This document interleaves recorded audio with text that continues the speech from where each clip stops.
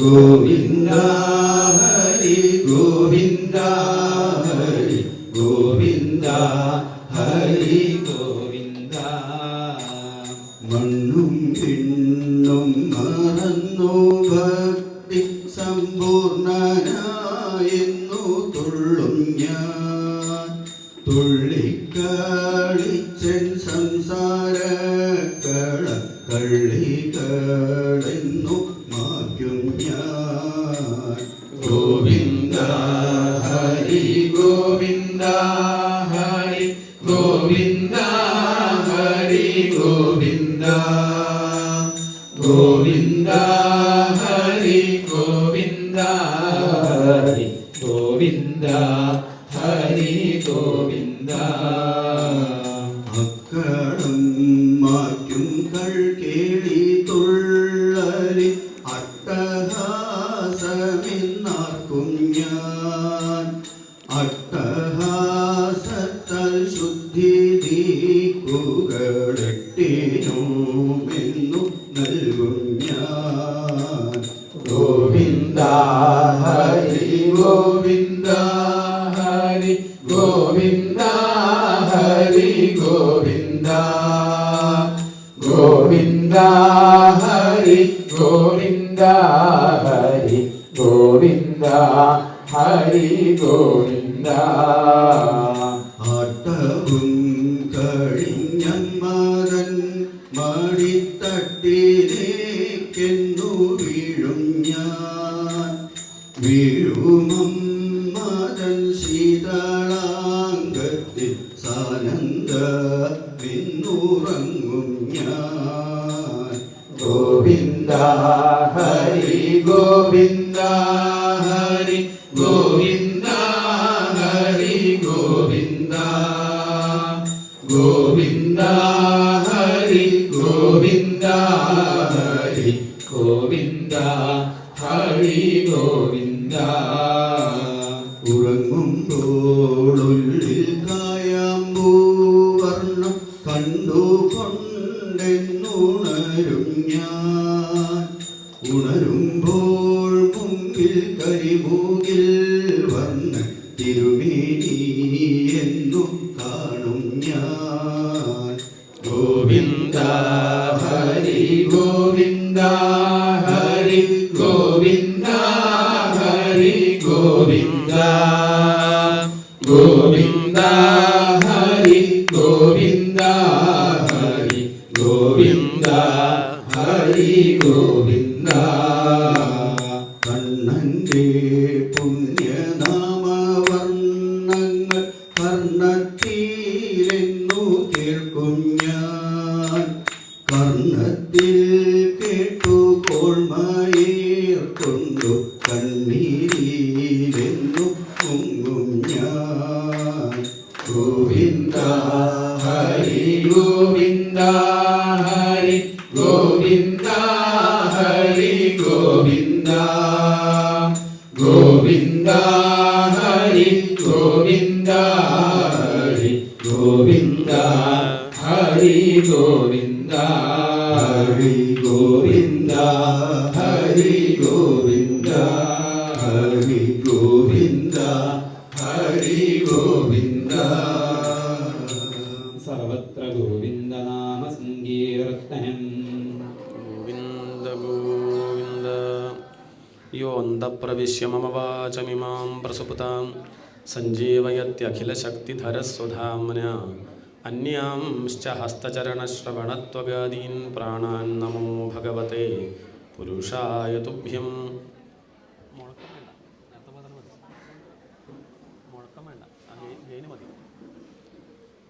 ഗോവിന്ദനാമ സങ്കീർത്തനം. ഗോവിന്ദ ഗോവിന്ദ. ഭാഗവതത്തിലെ ഏകാദശ സ്കന്ധം ആരംഭിക്കുകയാണ്. വളരെ പ്രധാനപ്പെട്ട ഭാഗമാണ് ഏകാദശ സ്കന്ധം. ശരിക്കും പറഞ്ഞാൽ ഈ ഏകാദശ സ്കന്ധം ബോധിപ്പിക്കാനാണ് ഇതുവരെയുള്ള ഭാഗങ്ങളൊക്കെ പറഞ്ഞത്. ഇതുപോലെ ചോദിച്ചാൽ സദ്യയ്ക്ക് ഏറ്റവും പ്രധാനം എന്താ ചോദിച്ചാൽ എന്താ ഇപ്പോൾ നമ്മളൊക്കെ ഉത്തരം പറയാം? വറുത്തപ്പേരിയാണ്, ശർക്കരപ്പേരിയാണ്, പുളിയിഞ്ചിയാണ്, ഓലനാണ്, എരിശ്ശേരിയാണ്, പപ്പടം വേണം, നല്ല സദ്യയാവുള്ളൂ, അല്ലെങ്കിൽ പായസം വേണം, പാലടപ്രഥമം വേണം. പക്ഷേ വിവരമുള്ളവരാണെങ്കിൽ പറയും ചോറ് വേണം, അത് വേണം. അതൊന്നും ഇല്ല, ബാക്കിയൊക്കെ ഉണ്ടായിട്ട് കാര്യമില്ല. പുളിയിഞ്ചി ഉണ്ട്, എരിശ്ശേരി ഉണ്ടൊക്കെ ഉണ്ട്, ചോറില്ല, അത് വെച്ചില്ല പറഞ്ഞാൽ അത് സദ്യയാവില്ല. അപ്പം ഏറ്റവും പ്രധാനം എന്ത് ചോദിച്ചാൽ ചോറ് തന്നെയാണ്, അതിൽ സംശയമില്ല. ഇതുവരെയും വിളമ്പിയതൊക്കെ എന്താ ചോദിച്ചാൽ പുളിയിഞ്ചി, ഉപ്പിലിട്ടത്, അത്തപ്പേരി, ശർക്കരപ്പേരി ഒക്കെ വിളമ്പിത. നേദ്യച്ചോറുമായിട്ട് ഉദ്ധവനും കൃഷ്ണനും കൂടി ചെമ്പുമായിട്ട് വരിക. അപ്പോഴാണ് എല്ലാവരും നീറ്റ് അങ്ങോട്ട് പോകും. കഴിഞ്ഞു, കുചേലനും വന്നുപോയി, ഇനിയൊന്നും കേൾക്കണ്ട, ഇനി നമുക്കത് മനസ്സിലാവില്ല, അല്ലെങ്കിൽ കേൾക്കും. അപ്പോഴാണ് നീറ്റ് പോകും. പിന്നെ 12 അധ്യായം വായിക്കുമ്പോൾ ഒന്ന് വന്നിരിക്കും, കേട്ടാൽ പുണ്യമായി ഇരിക്കും, തെറ്റൊന്നുമില്ല, പരിഹസിച്ച് പറയല്ല. പക്ഷേ പ്രധാനം ഈ ചോറകത്താക്കല. പക്ഷെ ചോറ് ഒറ്റയ്ക്ക് കിട്ടിയാൽ കത്താക്കാൻ പറ്റുമോ? പ്രയാസം. അതിനാണ് ഈ പുളിയിഞ്ചി ഉപ്പിലിട്ടതൊക്കെ. ഇതന്നെ ഇപ്പോൾ ആദ്യത്തെ ദിവസം പറഞ്ഞാൽ അങ്ങനെ ഉണ്ടാവും, 7 ദിവസം ഏകാദശം മാത്രം പ്രയാസമാണ്.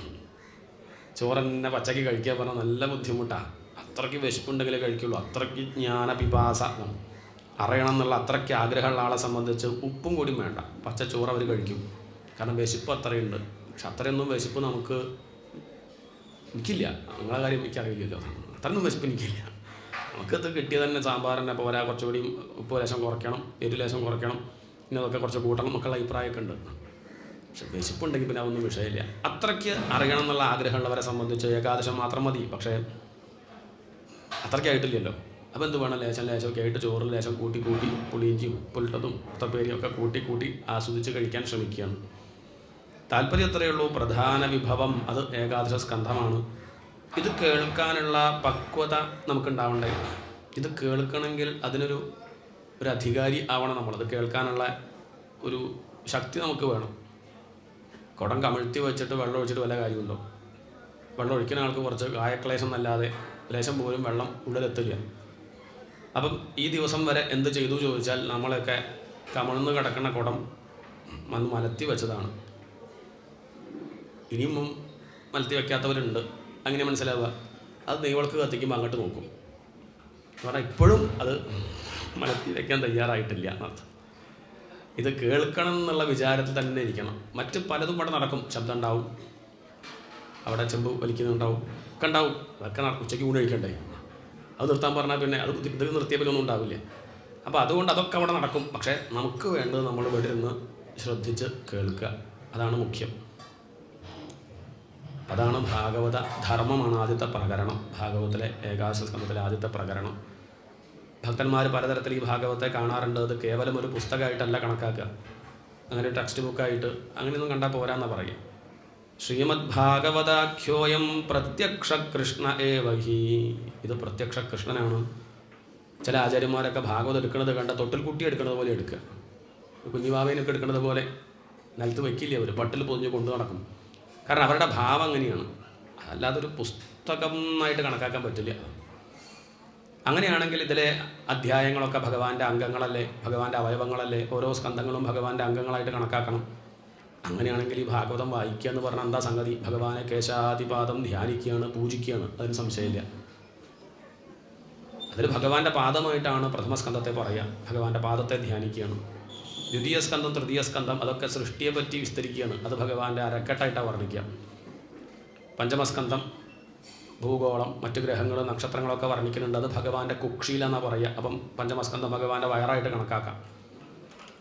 ഷഷ്ഠസ്കന്ധം അതിലാണ് നാമമഹിമ, വളരെ പ്രധാനമല്ലേ. ഭഗവാന്റെ ഹൃദയത്തിൽ സ്ഥാനം വേണമെങ്കിൽ നാമം ജപിക്കുക, ഭഗവാന്റെ ഹൃദയമായിട്ടാണ് ആ ഷഷ്ഠസ്കന്ധം പറയുക. അതിലാണ് അജാമിളോപാഖ്യാനം, തിരുനാമമഹിമ, നാരായണ കവച മന്ത്രം അതൊക്കെ വർണ്ണിക്കുന്നത്. സപ്തമസ്കന്ധം ഭഗവാന്റെ കണ്ഠമായിട്ടാണ് പറയുക, ഭക്തപ്രഹ്ലാദൻ്റെ ചരിത്രം. പിന്നീട് അഷ്ടമസ്കന്ധം, നവമസ്കന്ധം അത് രാജാക്കന്മാരുടെ കഥയല്ലേ, കൈക്കരുത്താണ്, ഭഗവാന്റെ 2 കൈകളായിട്ടാണ് വർണ്ണിക്കുന്നത്. ദശമസ്കന്ധം വളരെ പ്രധാനമാണല്ലോ, 90 അധ്യായങ്ങളില്ലേ, അത് ഭഗവാന്റെ മുഖമായിട്ടാണ് വർണ്ണിക്കുക. മുഖം കുറച്ച് പ്രധാനം ആണല്ലോ, അവിടെയെല്ലാം കുറച്ച് അധികം മേക്കപ്പ് എവിടെയാണ്? മുഖത്തന്നെ നല്ലോണം ശ്രദ്ധിച്ച് നമ്മൾ കൊണ്ട് നടക്കും. ശരിയാണ്, വേണം, വേണ്ട പറയണില്ല. അതുകൊണ്ട് ഈ ദശമസ്കന്ധം ഒന്ന് വിസ്തരിച്ചു, 90 അധ്യായങ്ങളാണ്. പക്ഷെ അതോടുകൂടി കഴിഞ്ഞു എന്ന് വിചാരിച്ച തെറ്റി. ഇനി ഭഗവാന്റെ ശിരസ്സുണ്ട്, ശിരസ്സിൽ പിന്നെ വികാരമല്ല വിചാരമാണ് പ്രധാനം. ഇനി വികാരമൊക്കെ മാറ്റി നിർത്തി വിചാരം ചെയ്യുക. ദുഃഖം നീങ്ങണമെങ്കിൽ വിചാരമല്ലാണ്ട് വേറെ വഴിയില്ല. ചില പറയും വിചാരത്തിൻ്റെ ആവശ്യമില്ല എന്ന്. ദുഃഖം നീങ്ങണോ അതല്ലാണ്ട് വേറെ വഴിയില്ല. നമുക്ക് സമാധാനം വേണമെങ്കിൽ ഇതല്ലാണ്ട് വേറെ വഴിയില്ല. നമ്മൾ ധർമ്മം അനുഷ്ഠിച്ചാൽ സമാധാനം ഉണ്ടാവുമോ? അതങ്ങോട്ട് പറയാൻ പറ്റില്ല. എന്താ കാരണം വെച്ചാൽ ഒരു വീട്ടിൽ ഭാര്യയും ഭർത്താവും മക്കളൊക്കെ നല്ല രീതിയിൽ കഴിയുകയാണ്, പരസ്പരം സ്നേഹിച്ച് കഴിയുകയാണ്, ശരി തന്നെ. അതുകൊണ്ട് പൂർണ്ണമായോ? ഇല്ല. എന്താ കാരണം ചോദിച്ചാൽ ഒരുവിധം പ്രശ്നങ്ങൾ തീരാൻ പരസ്പരം സ്നേഹിച്ചാലൊക്കെ മതി. പക്ഷെ സ്നേഹം വലിയൊരു പ്രശ്നം ഉണ്ടാക്കുന്നുണ്ടല്ലോ. നമുക്ക് സ്നേഹമുള്ള ആളുടെ മരണം നമുക്ക് ഉൾക്കൊള്ളാൻ പറ്റും? അവിടെ പ്രയാസം. മാറാരോഗം പിടിപെട്ടു, ഉൾക്കൊള്ളാൻ ബുദ്ധിമുട്ടല്ലേ? അവിടെ ചോദ്യം. അത് താങ്ങാൻ വയ്യ. അത് തീങ്ങണമെങ്കിൽ എന്തേ വഴിയുള്ളൂ? വിചാരം മാത്രമേ വഴിയുള്ളൂ. ഇത് ജനിച്ചിട്ടില്ല, അത് മരിക്കൂല. ഇപ്പോൾ തൽക്കാലം ഇങ്ങനെ കാണുന്നത് കുറച്ച് കഴിഞ്ഞാൽ മാറിക്കൊണ്ടിരിക്കും. ഒരു ദിവസം അത് പൂർണ്ണമായിട്ട് കാണാണ്ടാവും. ഇതൊക്കെയാണ് വിചാരം. ജാതസ്യ ഹി ധ്രുവോ മൃത്യു ധ്രുവം ജന്മമൃതസ്യ ച. ഇതാണ് ഗീതയൊക്കെ. ഈ വിചാരം ചെയ്തുകൊണ്ടിരിക്കുകയാണ്, വേറെ വഴിയില്ല എന്നർത്ഥം. അതുകൊണ്ട് ദുഃഖം നീങ്ങണമെങ്കിൽ ആത്മവിചാരമല്ലാതെ വേറൊരു വഴി ഇല്ല. ലൗകികമായിട്ടുള്ള വിഷയങ്ങൾ വിചാരം ചെയ്യും തോറും ദുഃഖം കൂടുക ചെയ്യുക. അതുകൊണ്ട് മുക്തിക്ക് ആത്മവിചാരം മാത്രമേ ഉള്ളൂ. അതാണ് ഭാഗവത്തിലെ ഏകാദശ സ്കന്ധത്തിൻ്റെ വിഷയം. മുക്തി. മുക്തി എന്ന് പറഞ്ഞാൽ മോക്ഷം. മോക്ഷം എന്ന് പറഞ്ഞാൽ മരിച്ചു കഴിഞ്ഞ് കിട്ടുന്ന സർട്ടിഫിക്കറ്റ് അല്ല. നമ്മളങ്ങനെയൊക്കെ ധരിച്ചു വെച്ചിട്ടുണ്ടാവും. കുട്ടിക്കാലം മുതലേ പലതും കേട്ട് മോക്ഷം എന്ന് പറഞ്ഞാൽ 7 ദിവസം കഴിഞ്ഞ് 12ാം അധ്യായം വായിച്ച് നമ്മളൊക്കെ അങ്ങോട്ട് മാറി. നമ്മളൊക്കെ ആരായി? വത്സ ഇല്ല. വത്സനൊന്നും ഇവിടെ ഇരിക്കുമ്പം സമാധാനമായിട്ട് ഇരിക്കാൻ പറ്റും. അതിനെ പറ്റിയാണ് ഭാഗവത്തിൽ ചർച്ച. എവിടെ പറഞ്ഞു? ഭാഗവത്തിൽ തന്നെ പറഞ്ഞല്ലോ. മുക്തി ഹിത്വാ അന്യഥാരൂപം സ്വരൂപേണ വ്യവസ്ഥിതി. മുക്തി എന്ന് പറഞ്ഞാൽ എന്തെന്ന് പറഞ്ഞു കഴിഞ്ഞു. അന്യഥാരൂപം ത്യക്ത്വാ സ്വരൂപേണ വ്യവസ്ഥിതി മുക്തി. താനല്ലാത്ത പലതിനെയും താനായിട്ട് ധരിച്ചിട്ടുണ്ട്, അതൊക്കെ മാറ്റി ശരിക്കും ഞാൻ ആര് എന്നറിഞ്ഞ് അതിൽ നിൽക്കുക. ഇപ്പം നമ്മൾ നിൽക്കുന്നത് എവിടെയാണ്? എന്നിലാണോ? അല്ല, നമ്മൾ മനസ്സിൽ നിൽക്കുകയാണ്. അപ്പോഴാണ് ഒരനക്കുണ്ടാകുമ്പോൾ നമ്മളെ കണ്ണങ്ങോട്ട് പോകുന്നത്. ആത്മാവിൽ നിൽക്കുന്ന ആൾക്ക് പിന്നെ അങ്ങനെ പോവില്ല. ഇനി ഭാഗവതത്തിൽ നിൽക്കുന്ന ആൾക്ക് പിന്നെ അങ്ങോട്ട് എന്ത് ചെയ്യില്ല? എന്ത് വന്നാലും അത് കാണില്ല, കണ്ടാലും അതിലേക്ക് ശ്രദ്ധിക്കില്ല. അങ്ങനെ ഇരിക്കാൻ നമുക്ക് പറ്റുന്നുണ്ടോ? അതാ ചോദ്യം. നമ്മൾ വിചാരിക്കുന്നുണ്ട് പറ്റുന്നുണ്ട്. ഇല്ല. പറ്റുന്നുണ്ടോ? നിങ്ങൾക്കറിയില്ല, എനിക്കറിയും. ഞാൻ അങ്ങോട്ടല്ലേ നോക്കുന്നത്. അത് എന്നെ ചലിപ്പിക്കുന്നതും എൻ്റെ പോരായ്മയാണ്. ഒരാളങ്ങോട്ട് തലയാട്ടിയാൽ അത് എൻ്റെ പ്രഭാഷണത്തിനെ ബാധിക്കുന്നുണ്ടെങ്കിൽ എൻ്റെ മനസ്സ് അവിടെ നിൽക്കണില്ല, ആത്മാവിൽ നിൽക്കുന്നില്ല. അതുകൊണ്ട് പുറമുണ്ടാവുന്ന ഒരു ചലനവും എന്നെ ബാധിക്കാതെ, ഞാൻ മനസ്സിൽ പെടാതെ, ശരീരത്തിൽ പെടാതെ, കണ്ണിലും മൂക്കിലൊന്നും പെടാതെ ബോധത്തിൽ തന്നെ, ആത്മാവിൽ തന്നെ നിൽക്കുന്നതിൻ്റെ പേരാണ് മുക്തി. ബന്ധനങ്ങളിൽ നിന്ന് മോചനം, ദുഃഖങ്ങളിൽ നിന്ന് മോചനം, സകല പ്രശ്നങ്ങളിൽ നിന്നും മോചനം. ഇതാരാ ആഗ്രഹിക്കാത്തത്?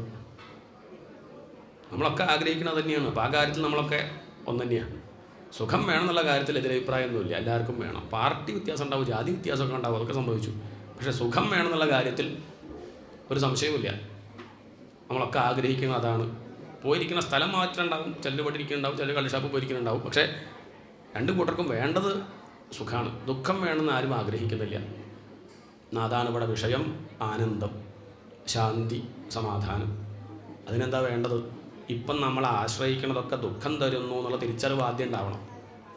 അതുണ്ടെങ്കിൽ നമ്മൾ സ്വാഭാവികമായിട്ട് ഭാഗവത്തിൽ ശ്രദ്ധിക്കും.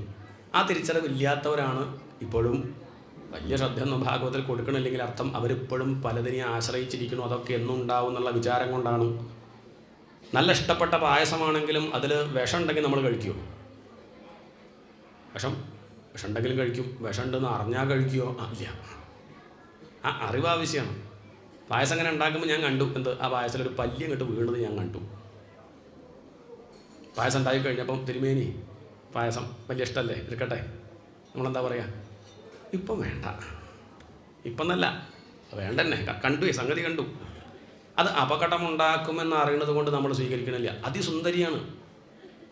പക്ഷെ അതിന് മാറാരോഗം ഉണ്ടെങ്കിൽ നമ്മൾ അടുത്തേക്ക് പോവില്ല. കാരണം തിരിച്ചറിഞ്ഞു. ഇതുപോലെ ഈ പ്രപഞ്ചത്തിൽ എല്ലാത്തിനും ഈ പ്രശ്നമുണ്ട്, നമ്മളത് തിരിച്ചറിയണില്ല. ആ തിരിച്ചറിവ് ഉണ്ടാക്കുകയാണ് ഭാഗവതം. ഓരോ അധ്യായം ഓരോ കഥകൾ പറഞ്ഞ് അപകടമാണ് ഈ പോകുന്ന വിഷയം. നമ്മളെ നാളെ നല്ല കുഴി ചാടിക്കും, ശ്രദ്ധിക്കണം എന്ന് പറഞ്ഞുകൊണ്ടിരിക്കുക. എത്ര കഥകൾ പറഞ്ഞു കഴിഞ്ഞു. അതിൻ്റെയൊക്കെ ഉദ്ദേശം അതാണ്. ആദ്യമേ ഒന്ന് മനസ്സിലാക്കുന്നത് നല്ലതാണ്. ചിലർക്ക് പറയും ഇതൊന്നും ബോധ്യമാവില്ല. ബോധ്യമായില്ലെങ്കിൽ പോലും, ഇനി ഉള്ളിലൊന്നും വലിയ ബോധ്യമൊന്നും ഇല്ലെങ്കിൽ പോലും പുറമത്തേശമൊക്കെ മനസ്സിലാക്കിയാൽ തന്നെ വലിയ ആശ്വാസമല്ലേ? അപ്പം നമ്മൾ കതീനെ പൊട്ടുന്നത് കാണുക വിചാരിക്കുക. കാണുന്ന ആൾക്കത് പൊട്ടിയാലും വലിയ ദുഃഖം ഉണ്ടാവില്ല. ഉണ്ടോ? ഞെട്ടുമോ? തിരി കൊളുത്തണം നമ്മൾ കണ്ടു. അങ്ങനെ വന്ന് അപ്പോൾ നമ്മൾ ഒരുങ്ങി ചെവിയൊക്കെ ഒന്ന് പൊത്തി പൊട്ടിക്കഴിഞ്ഞാൽ നമ്മൾ എല്ലാവരും ഞെട്ടിക്കഴിഞ്ഞാൽ പൊട്ടിയില്ലേ, അയാൾക്ക് കുഴപ്പമില്ല. നേരെ മറിച്ച് നമുക്കിതൊന്നും നിശ്ചയില്ല, എവിടെയാണ് നിൽക്കണമെന്ന് അറിയില്ല, അവിടെ കതീനെ വെച്ചോ പൊട്ടിക്കണുണ്ടോ ഒന്നും അറിയില്ല. അവിടെ പോലും നമ്മൾ സംസാരിച്ചുകൊണ്ടിരിക്കും, പെട്ടെന്ന് അത്രയേ ഉള്ളൂ. രണ്ടായാലും പൊട്ടേണ്ടത് പൊട്ടും. പക്ഷേ ആദ്യത്തെ ആൾ ഞെട്ടിയില്ല, അയാൾ കണ്ടു ഒരുങ്ങുന്നുണ്ട്. നമ്മളിങ്ങനെ ഒരുങ്ങണം. 10-30 വയസ്സ് കഴിഞ്ഞു, എന്താ കാര്യം നിങ്ങളാച്ചാൽ 10-60 വയസ്സ് കഴിഞ്ഞു. ഓരോരുത്തരും ചിന്തിക്കുക ഏറെക്കുറെ പൊട്ടാറായി. നമ്മളത് മാറ്റി വെച്ചുകൊണ്ട് കാര്യമൊന്നുമില്ല. എനിക്കത് ഇഷ്ടമല്ല കേൾക്കാൻ, അത് പറഞ്ഞിട്ട് കാര്യം. പരീക്ഷത്തിൻ്റെ മരണമാണ് ഇവിടെ വിഷയം, ഇഷ്ടമല്ല പറഞ്ഞിട്ട് കാര്യമുണ്ടോ? നമ്മളെന്ത് ചെയ്യണം, ആ തിരി കൊളുത്തിയതൊക്കെ നല്ലോണം അങ്ങനെ ശ്രദ്ധിക്കുകയാണെങ്കിൽ പരീക്ഷത്തിനെ പോലെ തക്ഷകൻ വരുമ്പോഴും പരീക്ഷത്തിന് എന്തില്ല, തക്ഷകനിലും തന്നെ കാണുകയാണ്, കണ്ണാടി നോക്കിയ പോലെ. ആരാ വരുന്നത്? തക്ഷകനിലാരുണ്ട്? തക്ഷകനിലും ശ്രീശുകരിലും തൻ്റെ ഈ ശരീരത്തിലും ഒക്കെ ബ്രഹ്മത്തെ കാണുന്ന അദ്ദേഹത്തിന് പരീക്ഷത്ത് ഒഴിവാക്കി തൻ്റെ ശരീരത്തെ. നമ്മൾ ഒഴിവാക്കിയൊരു വസ്തു ഒരാൾ കൊണ്ടായാൽ ദുഃഖമുണ്ടോ? ഉണ്ടോ? ഇല്ലേ. നമുക്ക് മോഹിച്ചപ്പോൾ ഇന്നലെ വാങ്ങിയ ചെരുപ്പ് നിന്ന് പോയാൽ ദുഃഖമാണ്. 10 കൊല്ലമായിട്ട് കൊണ്ടിറക്കുന്ന ചെരുപ്പുണ്ട്, പൊട്ട ചെരുപ്പാണ്, സപ്താഹത്തിന് മാത്രമേ ഇട്ടുള്ളൂ. അമ്പലത്തേക്ക് വരുമ്പോൾ ഇട്ട് വരും. ഇതാരും കൊണ്ടുപോകണമില്ല. എന്നും പ്രാർത്ഥിക്കും ഒരാൾ കൊണ്ടുപോയാൽ വേറെ ഒന്ന് വാങ്ങായിരുന്നു. അങ്ങനെ കൊണ്ടുപോകുന്നു. ഇവിടെ എത്തി നമ്മൾ സപ്താഹം കഴിഞ്ഞ് അങ്ങോട്ട് പുറത്തേക്ക് ഇറങ്ങിയപ്പോൾ ആ ചെരുപ്പ് കാണാനില്ല. എന്താ ഉണ്ടാവുക ഉള്ളിൽ? ഹാവും, സന്തോഷമായി, ആരോ കൊണ്ടുപോയല്ലോ, ഇനി പുതിയ ഒന്ന് വാ. ആർക്കും ഉപകാരമായി. എന്തായാലും തനിക്ക് വേണ്ടാത്ത സാധനം താൻ ഉപേക്ഷിച്ചു, മനസ്സുകൊണ്ട് ഉപേക്ഷിച്ച സംഗതി പിന്നെ പോയാലും ദുഃഖമില്ല. കൊണ്ട് നടന്നോളൂ, ചെരുപ്പ് കൊണ്ടിറങ്ങണേ കുഴപ്പമില്ല, പക്ഷെ മനസ്സുകൊണ്ട് ഉപേക്ഷിക്കണം. അതാണ് ഇവിടെ പറഞ്ഞിരിക്കുന്നത്. നമ്മൾ ആദ്യം ഉപേക്ഷിക്കുക. പരീക്ഷത്ത് അങ്ങോട്ട് ഉപേക്ഷിച്ചു ശരീരം, അത് പിന്നെ തക്ഷകം കൊണ്ടായാൽ എന്താ, ഇനി ആരും കൊണ്ടുപോയില്ലെങ്കിൽ എന്താ, ഉപേക്ഷിച്ച് കഴിഞ്ഞു. അതാണ് മുക്തി എന്ന് പറഞ്ഞാൽ. ഈ ശരീരം ഞാനല്ല. ചില ചോദിക്കും അങ്ങനെ വിചാരിച്ചുകൊണ്ട് എന്താ കാര്യം, ഇതൊക്കെ ഒരു എന്താ പറയുക, വെറുതെ നേരം പോകാൻ വേണ്ടി വർണ്ണിക്കല്ലേ? അല്ല. പണ്ട് സന്യസിക്കാൻ പുറപ്പെട്ടു സിദ്ധാർത്ഥൻ. അച്ഛൻ വന്ന് ചോദിക്കുകയാണ്, മകനെ, അയാൾ ഈ മകൻ സന്യസിക്കേണ്ട കരുതിയിട്ടാണ് പല കഷ്ടപ്പാടും ചെയ്തു, കുറേ കഷ്ടപ്പെട്ടു. മരണം കാണിച്ചു കൊടുക്കില്ല, രോഗം കാണിച്ചു കൊടുക്കില്ല, പ്രായമുള്ളവരെ കാണിച്ചു കൊടുക്കില്ല, ഇങ്ങനെയൊക്കെ വളർത്തി കൊണ്ടുവന്നു. അതിസുന്ദരൻ ചെറുപ്പക്കാരൻ, നല്ല പറഞ്ഞാൽ കേൾക്കുന്ന ഭാര്യ. ഒരു ഉണ്ണി ഉണ്ടായപ്പോൾ ഇയാൾ സന്യസിക്കാൻ പുറപ്പെടുകയാണ്. അടുത്ത് വന്ന് അച്ഛൻ കാല് പിടിച്ച് പറയുകയാണ്, മകനെ സന്യസിക്കരുതെന്ന് പറഞ്ഞപ്പോൾ ആ മകൻ ചോദിക്കുകയാണ്, അച്ഛാ ഞാൻ സന്യസിക്കാണ്ടിരിക്കാം, ഞാൻ ഈ കൊട്ടാരം വിട്ട് പോകാണ്ടിരിക്കാം, പക്ഷെ വാക്ക് തരണം. എന്താ വാക്ക്? അച്ഛൻ എനിക്കൊരു ഉറപ്പ് തരണം. യതി ജന്മജരാമരണം ന ഭവേത് യതി ഇഷ്ടവിയോഗഭയം ന ഭവേത്. ഒരു കാര്യം അച്ഛൻ ഉറപ്പ് തരെങ്കിൽ ഞാൻ ഈ കൊട്ടാരം വിട്ട് പോവില്ല. എനിക്ക് ജര വരില്ല, ഉറപ്പ് തരാൻ പറ്റും. എനിക്ക് മരണം ഉണ്ടാവില്ല, എൻ്റെ ഈ ദേഹം ഇങ്ങനെ തന്നെ നിൽക്കും, ചുളിവ് വരില്ല, മുടി നരക്കില്ല, രോഗം വരില്ല എന്ന് അച്ഛൻ സത്യം ചെയ്യും, ഉറപ്പ് തരൂ. ഇപ്പം അച്ഛൻ പറഞ്ഞല്ലോ പറഞ്ഞാൽ കേൾക്കണ ഭാര്യയാണ്, ഇവള് നാളെയും പറഞ്ഞാൽ കേൾക്കുമെന്ന് അച്ഛൻ ഉറപ്പ് തരൂ. പറഞ്ഞാൽ കേൾക്കണ മകൻ നാളെ എതിര് പറയില്ല, ഞാൻ പറഞ്ഞതൊക്കെ അനുസരിക്കുന്നുള്ള ഉറപ്പ് തരൂ. ഈ അരമന എല്ലാ കാലവും ഉണ്ടാവുന്ന അച്ഛന് ഉറപ്പ് തരികയാണെങ്കിൽ, അച്ഛാ ഇതൊക്കെ ഉറപ്പുണ്ടെങ്കിൽ ആരെങ്കിലും അരമന വിട്ട് ആരെങ്കിലും സന്യാസിക്കുമോ? ഇവിടെ സന്യാസിമാരുണ്ടാവുമോ? കുറച്ചൊക്കെ സന്യാസിമാരുണ്ടാവണത് എന്തുകൊണ്ടാണ്? യതി സർവം അനിത്യമിതം ന ഭവേത് ഇഹ ജന്മനി കസ്യ രതിർന്ന ഭവേത്. ഇതൊക്കെ എല്ലാ കാലം നിൽക്കെങ്കിൽ ആർക്കാണ് ഈ പ്രപഞ്ചത്തിനോട് വിരക്തി ഉണ്ടാവുക? എല്ലാവരും ഇത് മോഹിക്കില്ലേ? കുറച്ച് പേര് ഇതൊന്ന് വിട്ടുപോകണമെങ്കിൽ അർത്ഥം എന്താ? ഇത് പ്രശ്നമാണെന്നാണ്. നമ്മളത് അറിയണില്ല, കുറേ കഴിയും പറയും, ചിലർ നേരത്തെ അറിയും, അവരെല്ലാം വിട്ടുപോകും. ഇതൊന്നും ഉറപ്പ് പറയാൻ പറ്റില്ല, നമുക്ക് പറയാൻ പറ്റും. ഇപ്പോൾ ഉള്ളതൊക്കെ ഇന്ന് കേമനായിട്ടിരിക്കുന്ന ആളുടെ ഇതൊക്കെ നാളെ നഷ്ടപ്പെട്ടേക്കാം, അധിക സമയമൊന്നും വേണ്ട. ഇന്നിപ്പം മൊത്തം പ്രശ്നമാണ്, എല്ലാവർക്കും പ്രശ്നമാണ്. കൂടുതലും പ്രശ്നം മാനസിക പ്രശ്നമാണ്, പുറമൊന്നും കുഴപ്പമില്ല. ഇന്ന് LKG കുട്ടി വരെ പറയും, എന്താ ചോദിച്ചാൽ ഡിപ്രഷനാണ് മാഷേ, LKG കുട്ടി അതിന് വരെ നായയ്ക്ക് പോലും ഉണ്ടെന്നാണ് കേട്ടത്. ഇപ്പം വളർത്തുന്ന നായ എങ്ങനെ ഉണ്ടാവാണ്ടിരിക്കും, നമ്മളെ കൂടെയല്ലേ കഴിയുന്നത്. ജന്തുക്കൾക്ക് വരെ മാനസിക പ്രശ്നമാണ്. ഇതാണ് ലോകത്തിൻ്റെ പോക്ക്. ഇതിനൊക്കെ ഉള്ളൊരു പ്രതിവിധി ഇത് മാത്രമേ ഉള്ളൂ. മനസ്സ് മോശം വിഷയങ്ങളിലേക്ക് പോവാതെ ശ്രദ്ധിക്കുക, മതി. ഇനിയിപ്പോൾ അതൊന്നും കേട്ടില്ലെങ്കിൽ സാരല്ലേ. ആദ്യം വേണ്ടത് പുറമെ വിഷയങ്ങളിലേക്ക് പോവാതെ പിടിച്ചിരുത്താൻ പറ്റുമോ മതി. അത് വീട്ടിലിരുന്നാൽ പറ്റുമോ എന്നാൽ വീട്ടിലിരുന്നോളൂ. അമ്പലത്തിലിരുന്നാൽ പറ്റുമോ എന്നാൽ അമ്പലത്തിലിരിക്കൂ. ഇത് തിയേറ്ററിൽ പോയാലേ പറ്റുള്ളൂ എന്നാൽ അവിടെ ഇരിക്കൂ. മനസ്സ് ചലിക്കരുത്, അതുകൊണ്ട് പ്രയാസം ഉണ്ടാക്കരുത്. അതുതന്നെയാണ് എന്ത്? അതാണ് മുക്തി. അതിനാണ് സ്വരൂപത്തിൽ സ്ഥിതി ചെയ്യുക, സ്വസ്ഥനാവുക എന്ന് പറയും. നമ്മളത് വല്ലപ്പോഴൊക്കെ പറയാറുണ്ട്, എപ്പോഴൊന്നും ഇല്ലെങ്കിലും. ഇന്നിപ്പോൾ ഉച്ചയ്ക്ക് പറയും കമ്മിറ്റിക്കാരെല്ലാവരും കൂടി, ഹാവൂ സ്വസ്ഥായി എന്ന് പറയും. ഇപ്പോഴേ ഉണ്ട് സ്വസ്ഥത, പക്ഷേ അത് ശ്രദ്ധിച്ചില്ല. ഈ തിരക്കിൻ്റെ ഇടയ്ക്ക് മനസ്സിങ്ങനെ ഇളകുമ്പം ആ സമാധാനം അല്ലെങ്കിൽ ബോധത്തിൽ ഇരിക്കാൻ പറ്റണില്ല. ഇതങ്ങോട്ട് കഴിഞ്ഞ് നന്ദി പറഞ്ഞ് ആളുകൾ ഊണഴിച്ചങ്ങോട്ട് പോയാൽ എന്തായി? സ്വസ്ഥായി. സ്വസ്ഥത അവിടെ ഉണ്ട്. എല്ലാവരും എണീറ്റ് പോകുമ്പോൾ സ്വസ്ഥത അങ്ങോട്ട് കയറി വരുന്നല്ല. വീട് വെക്കണം എന്നുള്ളൊരു വിചാരം ഉണ്ടായാൽ പിന്നെ സമാധാനം ഉണ്ടോ? ചലിച്ചുകൊണ്ടിരിക്കുകയാണ് മനസ്സ്, അതുകൊണ്ടാണ് സമാധാനം ഇല്ലാത്തത്. വീട് വെച്ച് കഴിഞ്ഞാൽ എന്തായി? വീട്ടിൽ കൂടുതൽ കഴിഞ്ഞാൽ എന്ത് പറയും? സ്വസ്ഥ. വീട്ടിൽ കൂടുതൽ കഴിഞ്ഞപ്പോൾ സ്വസ്ഥത കയറി വന്നു? ഇല്ല. ആ ചലനം നിന്നു, മനസ്സിൻ്റെ ആ ചലനം നിന്നു, ഉത്കണ്ഠ പോയി. അതാണ് സ്വസ്ഥത. സ്വരൂപത്തിൽ ഇരുന്നു, അതോടുകൂടി തീർന്നു. ഇല്ല, ആരെങ്കിലും വന്ന് അഭിപ്രായം പറഞ്ഞാൽ സിറ്റ് ഔട്ടിന് കുറച്ചുകൂടി വീതിയാവായിരുന്നു കേട്ടോ, പിന്നെയും മനസ്സിളകി, അതാ പ്രശ്നം. കഴിഞ്ഞു, അത് വീതി കൂട്ടി, തൽക്കാലം സമാധാനമായി. അപ്പോഴേക്കും മകളുടെ കല്യാണം 30 വയസ്സായി, നോക്കണ്ടേ? മനസ്സ് ചലിച്ചുകൊണ്ടിരുന്നു. അതിനെ ഒരാളുടെ കൈ പിടിച്ച് അങ്ങോട്ട് പറഞ്ഞയച്ചപ്പം എന്തു വന്നു? സ്വസ്ഥത. അതങ്ങോട്ട് പോയപ്പോൾ സ്വസ്ഥത കയറി വരില്ല. സ്വസ്ഥത അവിടെ ഉണ്ട്, ഇതിൻ്റെ തിരക്കിൽ നമ്മളത് ശ്രദ്ധിച്ചില്ല, അത്രയേ ഉള്ളൂ. താല്പര്യം അത്രയേ ഉള്ളൂ. പലരും വിചാരം എന്താ വെച്ചാൽ ആഗ്രഹങ്ങൾ സാധിക്കുമ്പോഴാണ് സമാധാനം എന്നാണ്. തെറ്റി. ആഗ്രഹം സാധിക്കുമ്പം ഉത്കണ്ഠ പോണു, അതാണ് സമാധാനം. ആഗ്രഹം സാധിക്കാതെ തന്നെ ഉത്കണ്ഠ പോയിച്ചാൽ സുഖമായിട്ടിരിക്കാം. ആ വഴിയാണ് ഭാഗവത്തിൽ വർണ്ണിക്കുന്നത്. അല്ലാണ്ട് ആഗ്രഹങ്ങൾ മുഴുവൻ സാധിക്കുന്ന വിഷയത്തെ പറ്റിയല്ല. അങ്ങനെയാണെങ്കിൽ ഇതിൽ വർണ്ണിച്ച ആളുടെ കഥയൊക്കെ അവരാഗ്രഹമൊന്നും പലതും സാധിച്ചിട്ടില്ല. അത് സാധിക്കാണ്ടിരിക്കുക ചെയ്യട്ടെ, നമ്മൾ സമാധാനമായിട്ടിരിക്കുക. അതാണ് ഏകാദശത്തിലെ വിഷയം. സ്വരൂപേണ വ്യവസ്ഥിതി, സ്വരൂപത്തിൽ സ്ഥിതി ചെയ്യുക, അതാണ് മുക്തി. ഇതിനിപ്പോൾ ഇത്രയും പറഞ്ഞു ചോദിച്ചാൽ മുൻധാരണയോടുകൂടി ഇനി കേട്ട് കഴിഞ്ഞാൽ ഒന്നും മനസ്സിലാവില്ല. നമുക്ക് കുറേ ധാരണ ചെറുപ്പം മുതലേ പലതും കേട്ട്, ഭൂതം, വെള്ളിയാഴ്ച രാത്രി 12 മണി നോക്കി കേട്ട് ഇല്ലാത്തൊരു സംഗതിയാണ്. ഇപ്പോഴും വെള്ളിയാഴ്ച നമുക്ക് പുറത്തിറങ്ങാൻ പറ്റാത്ത അവസ്ഥയായി. നമുക്കറിയില്ല എന്ന്. ഇത് ചെറുപ്പത്തിലേ കേട്ട് പഠിച്ചതിൻ്റെ പ്രശ്നമാണ്.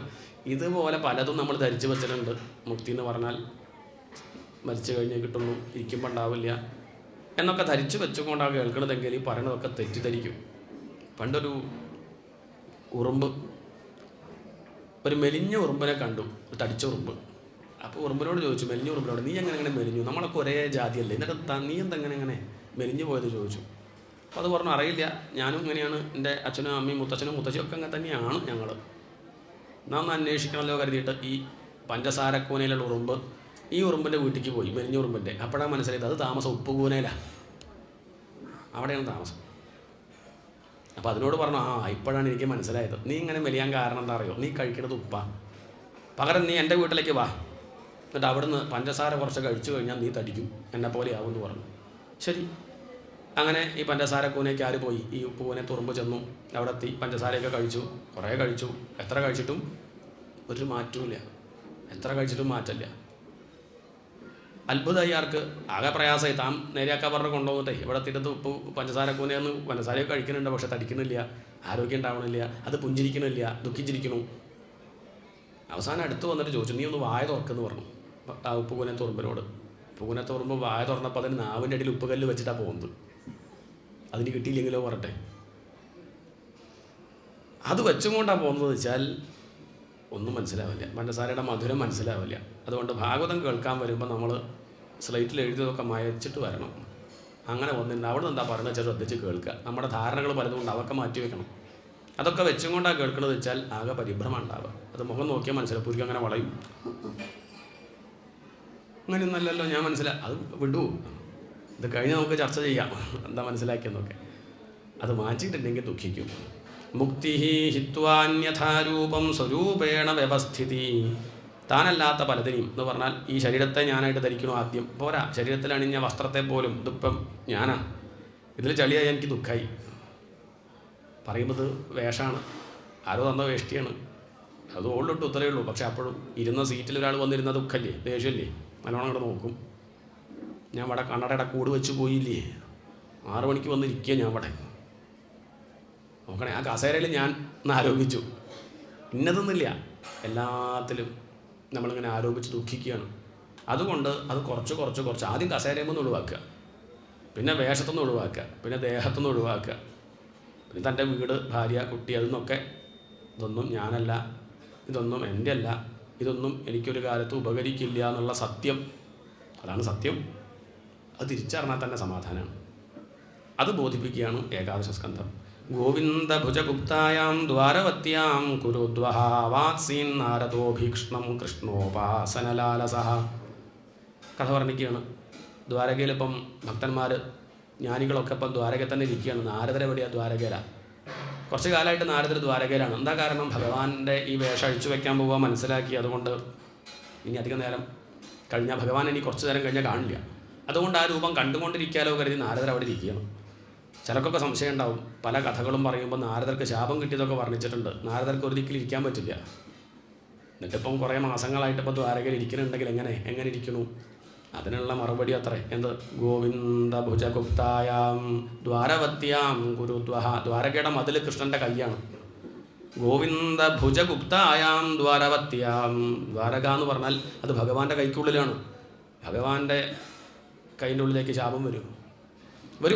ഭഗവാൻ കടത്തി വിട്ടാൽ വരും. ആ ഋഷിമാരുടെ ശാപം ഭഗവാൻ കടത്തി വിട്ടു. നാരദരുടെ ശാപം തൽക്കാലം അത് മാറ്റിവെച്ചു. നാരദർ ചെരുപ്പ് അഴിച്ച് വയ്ക്കുമ്പോൾ ശാപം എടുത്ത് അവിടെ വയ്ക്കും. എന്നിട്ട് അങ്ങോട്ട് ദ്വാരകയ്ക്ക് കയറുകയാണ്. അവിടെ ഇപ്പം കൃഷ്ണൻ്റെ കൂടെയാണ് നാരദർ. നാരദരെ വസുദേവർ കണ്ടപ്പോൾ ഓടി വന്നിട്ട് ചോദിക്കേണ്ട ഒരു ചോദ്യം, ഈ ജന്മം സഫലമാവാൻ എന്താ വേണ്ടു? നാരദർ പുഞ്ചിരിച്ചുകൊണ്ട് പറഞ്ഞു, ഈ ചോദ്യം നമുക്കുള്ളൂ. ഈ ചോദ്യം ചോദിക്കാൻ സാധിച്ചാൽ നന്നായി. പക്ഷേ ഈ ചോദ്യം നമ്മൾ ചോദിക്കില്ല. നമ്മൾ ചോദിക്കുക എന്താ വെച്ചാൽ, കളിപ്പാട്ടം വേണം ആദ്യം ചോദിക്കും. പിന്നെ സ്കൂളിൽ പോകണം, പഠിപ്പ് വേണം, നല്ല മാർക്ക് വേണം, പിന്നെ ആയിക്കഴിഞ്ഞാൽ ജോലി വേണം, കല്യാണം കഴിക്കണം, കുട്ടി വേണം. ഇതൊന്നല്ല പ്രശ്നം. പ്രധാനമായിട്ട് ചോദിക്കേണ്ടത് എന്താ? സമാധാനം വേണം. ഇതൊക്കെ ഉണ്ടായാൽ സമാധാനം ഉണ്ടാവും വെച്ചിട്ട് ചോദിക്കുന്നത്. പക്ഷെ അത് തിരിച്ചറിയാനുള്ള ശേഷി നമുക്കില്ല. സമാധാനമായിട്ട് ഇരിക്കാൻ സാധിക്കണം എന്നല്ല ചോദിക്കേണ്ടത്. എല്ലാവരും എല്ലാം ചെയ്യണതല്ലേ. വീട് വയ്ക്കണത് എന്തിനാ? സമാധാനമാവാൻ. വീട് വിൽക്കണത് എന്തിനാ? സമാധാനമാവാൻ. കർമ്മങ്ങൾ നേരെ വിരുദ്ധമായിരിക്കും. കല്യാണം കഴിക്കണത് എന്തിനാ? സമാധാനമാവാൻ. മറ്റാൾ ഡൈവേഴ്സിന് നോക്കുക, സമാധാനം. അതിപ്പോൾ എന്താ? ഒക്കെ ഉദ്ദേശം തന്നെയാണ്. അതുകൊണ്ട് ചോദ്യത്രയേ ഉള്ളൂ. ജന്മം സഫലമാവാൻ ശാന്തി സമാധാനമാവാൻ എന്താ വേണ്ടു ചോദിച്ചപ്പം ഉത്തരമായിട്ട് പറഞ്ഞു, പണ്ട് ഇതേ ചോദ്യം നിമിരാജാവ് ചോദിച്ചു നവയോഗികളോട്. നവയോഗികളാരാ? ഋഷഭദേവൻ്റെ മക്കളാണ്. കവി, ഹരി, അന്തരീക്ഷൻ, പ്രബുദ്ധൻ, പിപ്പലായനൻ, ആവിർഹോത്രൻ, ദ്രുമിഴൻ, ചമസൻ, കരഭാജനൻ. ഇവരുടെ പേര് പറഞ്ഞാൽ തന്നെ ഹൃദയം ശുദ്ധാവും. ആ 9 പേരെയും കാണാനുള്ള ഭാഗ്യം നിമിരാജാവിനുണ്ടായി. അവരെ തൊഴുതു നമസ്കരിച്ചും കൊണ്ട് പറയാണ്, അത ആത്യന്തികം ക്ഷേമം പൃച്ഛാമോ ഭവതോ നഖാഃ സംസാരേസ്മിൻ ക്ഷണാർദ്ധോപി സത്സംഗഃ ശേവധിർനൃണാം. ശേവധി എന്ന് പറഞ്ഞാൽ നിധി. അല്പനേരമാണെങ്കിലും സജ്ജനങ്ങളെ കാണാൻ സാധിക്കുക പറഞ്ഞാൽ അതെന്താണ്? അത് നിധി. എനിക്കിപ്പോൾ 9 നിധികുംഭങ്ങളാണ് കിട്ടിയത്. സജ്ജനങ്ങളെ കാണാൻ സാധിക്കുക പറഞ്ഞ നിധി പോലെയാണോ? അല്ലല്ല, അങ്ങനെ പറയരുത്. അത്രയ്ക്ക് തുച്ഛമല്ല സജ്ജനങ്ങളെ കാണാൻ സാധിക്കുക. പക്ഷേ എന്താ അങ്ങനെ പറയാൻ കാരണം? നമുക്ക് ഏറ്റവും പ്രധാനം കാശല്ലേ. നമുക്ക് വേണ്ടി പറയുകയാണ്. 9 നിധികുംഭങ്ങൾ കിട്ടിയാൽ നമുക്ക് എത്ര കണ്ട് സന്തോഷം ഉണ്ടാവുമോ? അതുപോലെ നമ്മൾ സന്തോഷിക്കണം സജ്ജനങ്ങളെ കാണുമ്പോഴും. നമ്മുടെ തലത്തിലേക്ക് ഇറങ്ങി വന്ന് പറഞ്ഞതാ. 9 സിദ്ധന്മാരെ കാണാനുള്ള ഭാഗ്യം നിമിരാജാവിനുണ്ടായി. ആ നിമിരാജാവ് ഇതേ ചോദ്യം ചോദിച്ചു. അത ആത്യന്തികം ക്ഷേമം. ഇതാണ് ഭാഗവത്തിലെ വിഷയം. ആത്യന്തികമായ ക്ഷേമം. തൽക്കാലത്തേക്ക് ക്ഷേമത്തിന് എന്താ വഴി നമുക്കറിയാം. നമ്മളാരും പഠിപ്പിച്ചേണ്ട കാര്യമൊന്നുമില്ല. എന്തേ കഴിച്ചാൽ മതി. തൽക്കാലം ക്ഷേമം. ഇഡ്ഡലി കഴിച്ചപ്പോൾ 4 ഇഡ്ഡലി കഴിച്ചപ്പോൾ ക്ഷേമമായി. അത് ആത്യന്തികമായ ക്ഷേമമല്ല. അതൊരു 12 വരെ നിൽക്കും. ഇനി ആ സപ്താഹം പ്രഭാഷണം അങ്ങനെ നീണ്ടു പോയാൽ ദേഷ്യം വരും ചെയ്യും. ഒരു കണക്കൊക്കെ അല്ലേ ഇപ്പോൾ ഇതിന്? 1 മണി 1:15 അല്ലേ? എന്താ കാരണം? ഇഡ്ഡലി കഴിഞ്ഞു, ഇനിയിപ്പോൾ എന്തെങ്കിലും അകത്ത് പോകണമെന്നായി. ആ ചോറ് കഴിച്ചാൽ തൽക്കാലം ക്ഷേമേ ആവുള്ളൂ. ഒരു 4:15 വരെ കിട്ടും. പിന്നെ ഒരു ഗ്ലാസ് ചായ കിട്ടിയിരുന്നെങ്കിൽ. ഇതൊക്കെ താൽക്കാലിക ക്ഷേമമാണ്. ജോലി, കാശ്, കല്യാണം, കുട്ടി, വീട്, ഇതൊക്കെ തൽക്കാലത്തേക്ക് ക്ഷേമാവാൻ മതി. പക്ഷെ അതുകൊണ്ട് ആത്യന്തികമായ ക്ഷേമം ഉണ്ടാവില്ലല്ലോ. എനിക്കൊരു പ്രശ്നവുമില്ല, വലിയ കേമന, ധാരാളം കാശുണ്ട്, ഭാര്യയുണ്ട്, കൂട്ടളൊക്കെ ഉണ്ട്, ഒരു പ്രശ്നവുമില്ല. എന്നിട്ട് അയാൾ ചോദിക്കേണ്ടത് ആത്യന്തികം ക്ഷേമം പൃച്ഛാമഹ. ആത്യന്തികമായ ക്ഷേമം എന്താണ് ചോദിച്ചു. അതിന് ഉത്തരമായിട്ട് പറഞ്ഞു, രാജാവേ, ഇവിടെ എല്ലാവർക്കും പ്രശ്നം ദുഃഖമാണ്. ആരും സുഖം ഒരു പ്രശ്നമായിട്ട് പറയണേ ഇല്ല. ശരിക്കും പറഞ്ഞാൽ സുഖവും പ്രശ്നമാണ്. പക്ഷെ നമ്മൾ പറയാറുണ്ടോ? ഉണ്ടോ? എന്താ അറിയില്ല. ഇപ്പോൾ കുറച്ച് കാലമായിട്ട് സുഖം തന്നെ. ജോലിസരെ ഒന്ന് നോക്കൂ, കുറച്ച് ദിവസമായിട്ട് ജലദോഷമില്ല, പനിയില്ല, ഒന്നുമില്ല. മക്കളൊക്കെ പറഞ്ഞാൽ കേൾക്കുക. എന്താ അപ്പം ഇങ്ങനെ എന്ന് ചോദിക്കില്ല. എന്തെങ്കിലുമൊക്കെ അപകടമാകുമ്പോഴേ നമുക്ക് കുഴപ്പമായിട്ട് തോന്നാറുള്ളൂ. സുഖവും ദുഃഖവും പ്രശ്നത്തിന് കാരണമാണ്. രണ്ടായാലും നമ്മുടെ മനസ്സിളകനുണ്ട്. സുഖമാണെങ്കിലും ഇളകനുണ്ട്, ദുഃഖമാണെങ്കിലും ഇളകനുണ്ട്. അതുകൊണ്ട് ദുഃഖവും സുഖവും ഇതിനൊക്കെ കാരണം എന്താ ചോദിച്ചാൽ, ദുഃഖത്തിന് കാരണം ഭയമാണ്. എന്താ കാരണം? ദുഃഖത്തിന് കാരണം അല്ല തോന്നുന്നുണ്ടോ? നമുക്കൊക്കെ ദുഃഖം ഉണ്ടെങ്കിൽ ഒന്ന് അന്വേഷിക്കാം. ഈ പറയുന്നത് സംഭവിച്ചു തരണമെന്നൊന്നും കേട്ടോ. ഇനിയിപ്പോൾ അതിന് എനിക്ക് സന്തോഷമായിക്കോട്ടെ. ഭയം അത് വേണ്ട. ഇത് വിചാരം ചെയ്യേണ്ട വിഷയമാണ്. ഇനി ഒരു കാര്യം ആദ്യം പറയാം. ഇനി 12 മണി വരെ പ്രഭാഷണമാണ്. ഉറങ്ങണം എന്നുള്ളവർക്ക് എന്ത് ചെയ്യാം? 12 മണി വരെ സമയമുണ്ട്. അതുകൊണ്ട് ഇടയ്ക്ക് വെച്ചൊന്നും ഉണ്ടാവില്ല. അപ്പോൾ അതുകൊണ്ട് ശ്രദ്ധിക്കണം എന്നുള്ളവർ ശ്രദ്ധിച്ചിരിക്കുക. അപ്പം ദുഃഖത്തിന് കാരണം എന്താ? കോപ്പി എഴുതണം. ദുഃഖത്തിന് കാരണം ഭയം. ദുഃഖത്തിന് കാരണം ഭയം. നമുക്ക് ദുഃഖം ഉണ്ടെങ്കിൽ ഒന്ന് അന്വേഷിക്കുക, എന്താ ഇപ്പം ദുഃഖിക്കാൻ കാരണം? അന്വേഷിക്കുമ്പോൾ മനസ്സിലാവും ഭയമാണ്. നാളെ എന്താ ഉണ്ടാവുക? രോഗം വരുമോ? പ്രയാസങ്ങൾ വല്ലതും ഉണ്ടാവുമോ? അതുകൊണ്ടാണ് ഇപ്പം തന്നെ നമ്മൾ മൂഡ് ഓഫ് ആയിട്ടിരിക്കുന്നത്. ഇപ്പോൾ ഒരു കുഴപ്പമില്ല, എന്നാൽ നാളത്തെ കാര്യം ആലോചിക്കുമ്പോഴേ ഇപ്പം വലിയ കുഴപ്പമൊന്നുമില്ല. നാളത്തെ കാര്യം എന്താ? മക്കൾ നോക്കുക, അവസാനം വെള്ളം തരാൻ ആരാണ്ടാവുക? ആരെങ്കിലും ഉണ്ട്, ഇല്ലെങ്കിൽ വേണ്ടെന്ന്. ഇതൊക്കെ ആലോചിച്ച് ഇപ്പം ഇപ്പം ഉള്ളത് വർത്തമാനത്തിൽ സുഖമായിട്ടിരിക്കൂ, സമാധാനമായിട്ടിരിക്കൂ. പക്ഷെ ചെയ്യില്ല, ഭാവിയെ പറ്റി ആലോചിക്കുകയാണ്. അപ്പം ദുഃഖത്തിന് കാരണം എന്താണ്? ഭയമാണ്. അടുത്ത ചോദ്യം, ഭയത്തിന് കാരണം എന്താ? ഭയത്തിന് കാരണം എന്താ? ഭയത്തിന് കാരണം എന്താ ചോദിച്ചാൽ പലതുണ്ട് എന്നുള്ള തോന്നൽ. പലതില്ല, ഇവിടെ എന്തേ ഉള്ളൂ? നമ്മളതിനെ എപ്പോഴും പറയും ഒന്നേ ഉള്ളൂ ഒന്നേ ഉള്ളൂ എന്ന് പറയും ചെയ്യും. എന്നിട്ട് ഇടയ്ക്കിടയ്ക്ക് പലതിനെ കാണും ചെയ്യും. ഒന്നായ നിന്നൈഹ രണ്ടെന്നു കണ്ടളവിലുണ്ടായൊരിണ്ടൽ. എപ്പോഴാണ് ഉണ്ടലുണ്ടായത്? ഒന്നായ ഭഗവാനെ പലതായിട്ട് കാണുകയാണ്. ഈശ്വരനേ ഉള്ളൂ, പക്ഷെ എനിക്കിത് ഭാര്യയായിട്ടും മക്കളായിട്ടും അച്ഛനായിട്ടും അമ്മയായിട്ടും ശത്രുവായിട്ടും മിത്രമായിട്ടും ഒക്കെ കാണുന്നുണ്ട്. ശത്രുവായിട്ട് കാണുമ്പോൾ എനിക്ക് ദേഷ്യം, മിത്രമായിട്ട് കാണുമ്പോൾ എനിക്ക് സ്നേഹം. ഇതൊക്കെ എന്നെ ബുദ്ധിമുട്ടിക്കുന്നുണ്ട്. നേരെ മറിച്ച് ഈശ്വരനേ ഉള്ളൂ എന്ന് പറയുന്ന ആൾക്ക് എന്തില്ല? പലതുകൾ കാണുന്നില്ലെങ്കിൽ പിന്നെ ദുഃഖമില്ല. പലതുകൾ കാണുമ്പോഴാണ് പ്രയാസങ്ങൾ ഉണ്ടാവുന്നത്. ദ്വിതീയാദ്വൈ ഭയം ഭവതി. ഉപനിഷത്ത് പറയും രണ്ടിൽ നിന്നാണ് പേടി ഉണ്ടാവുന്നത്. ഒറ്റയ്ക്കിരിക്കാൻ ആർക്കും പേടിയില്ലല്ലോ, ഉണ്ടോ? ഉണ്ടല്ലോ തിരുമി, അതുകൊണ്ടല്ലേ ഇവിടെ വന്നിരിക്കുന്നത്, 10 ആളുണ്ടല്ലോ.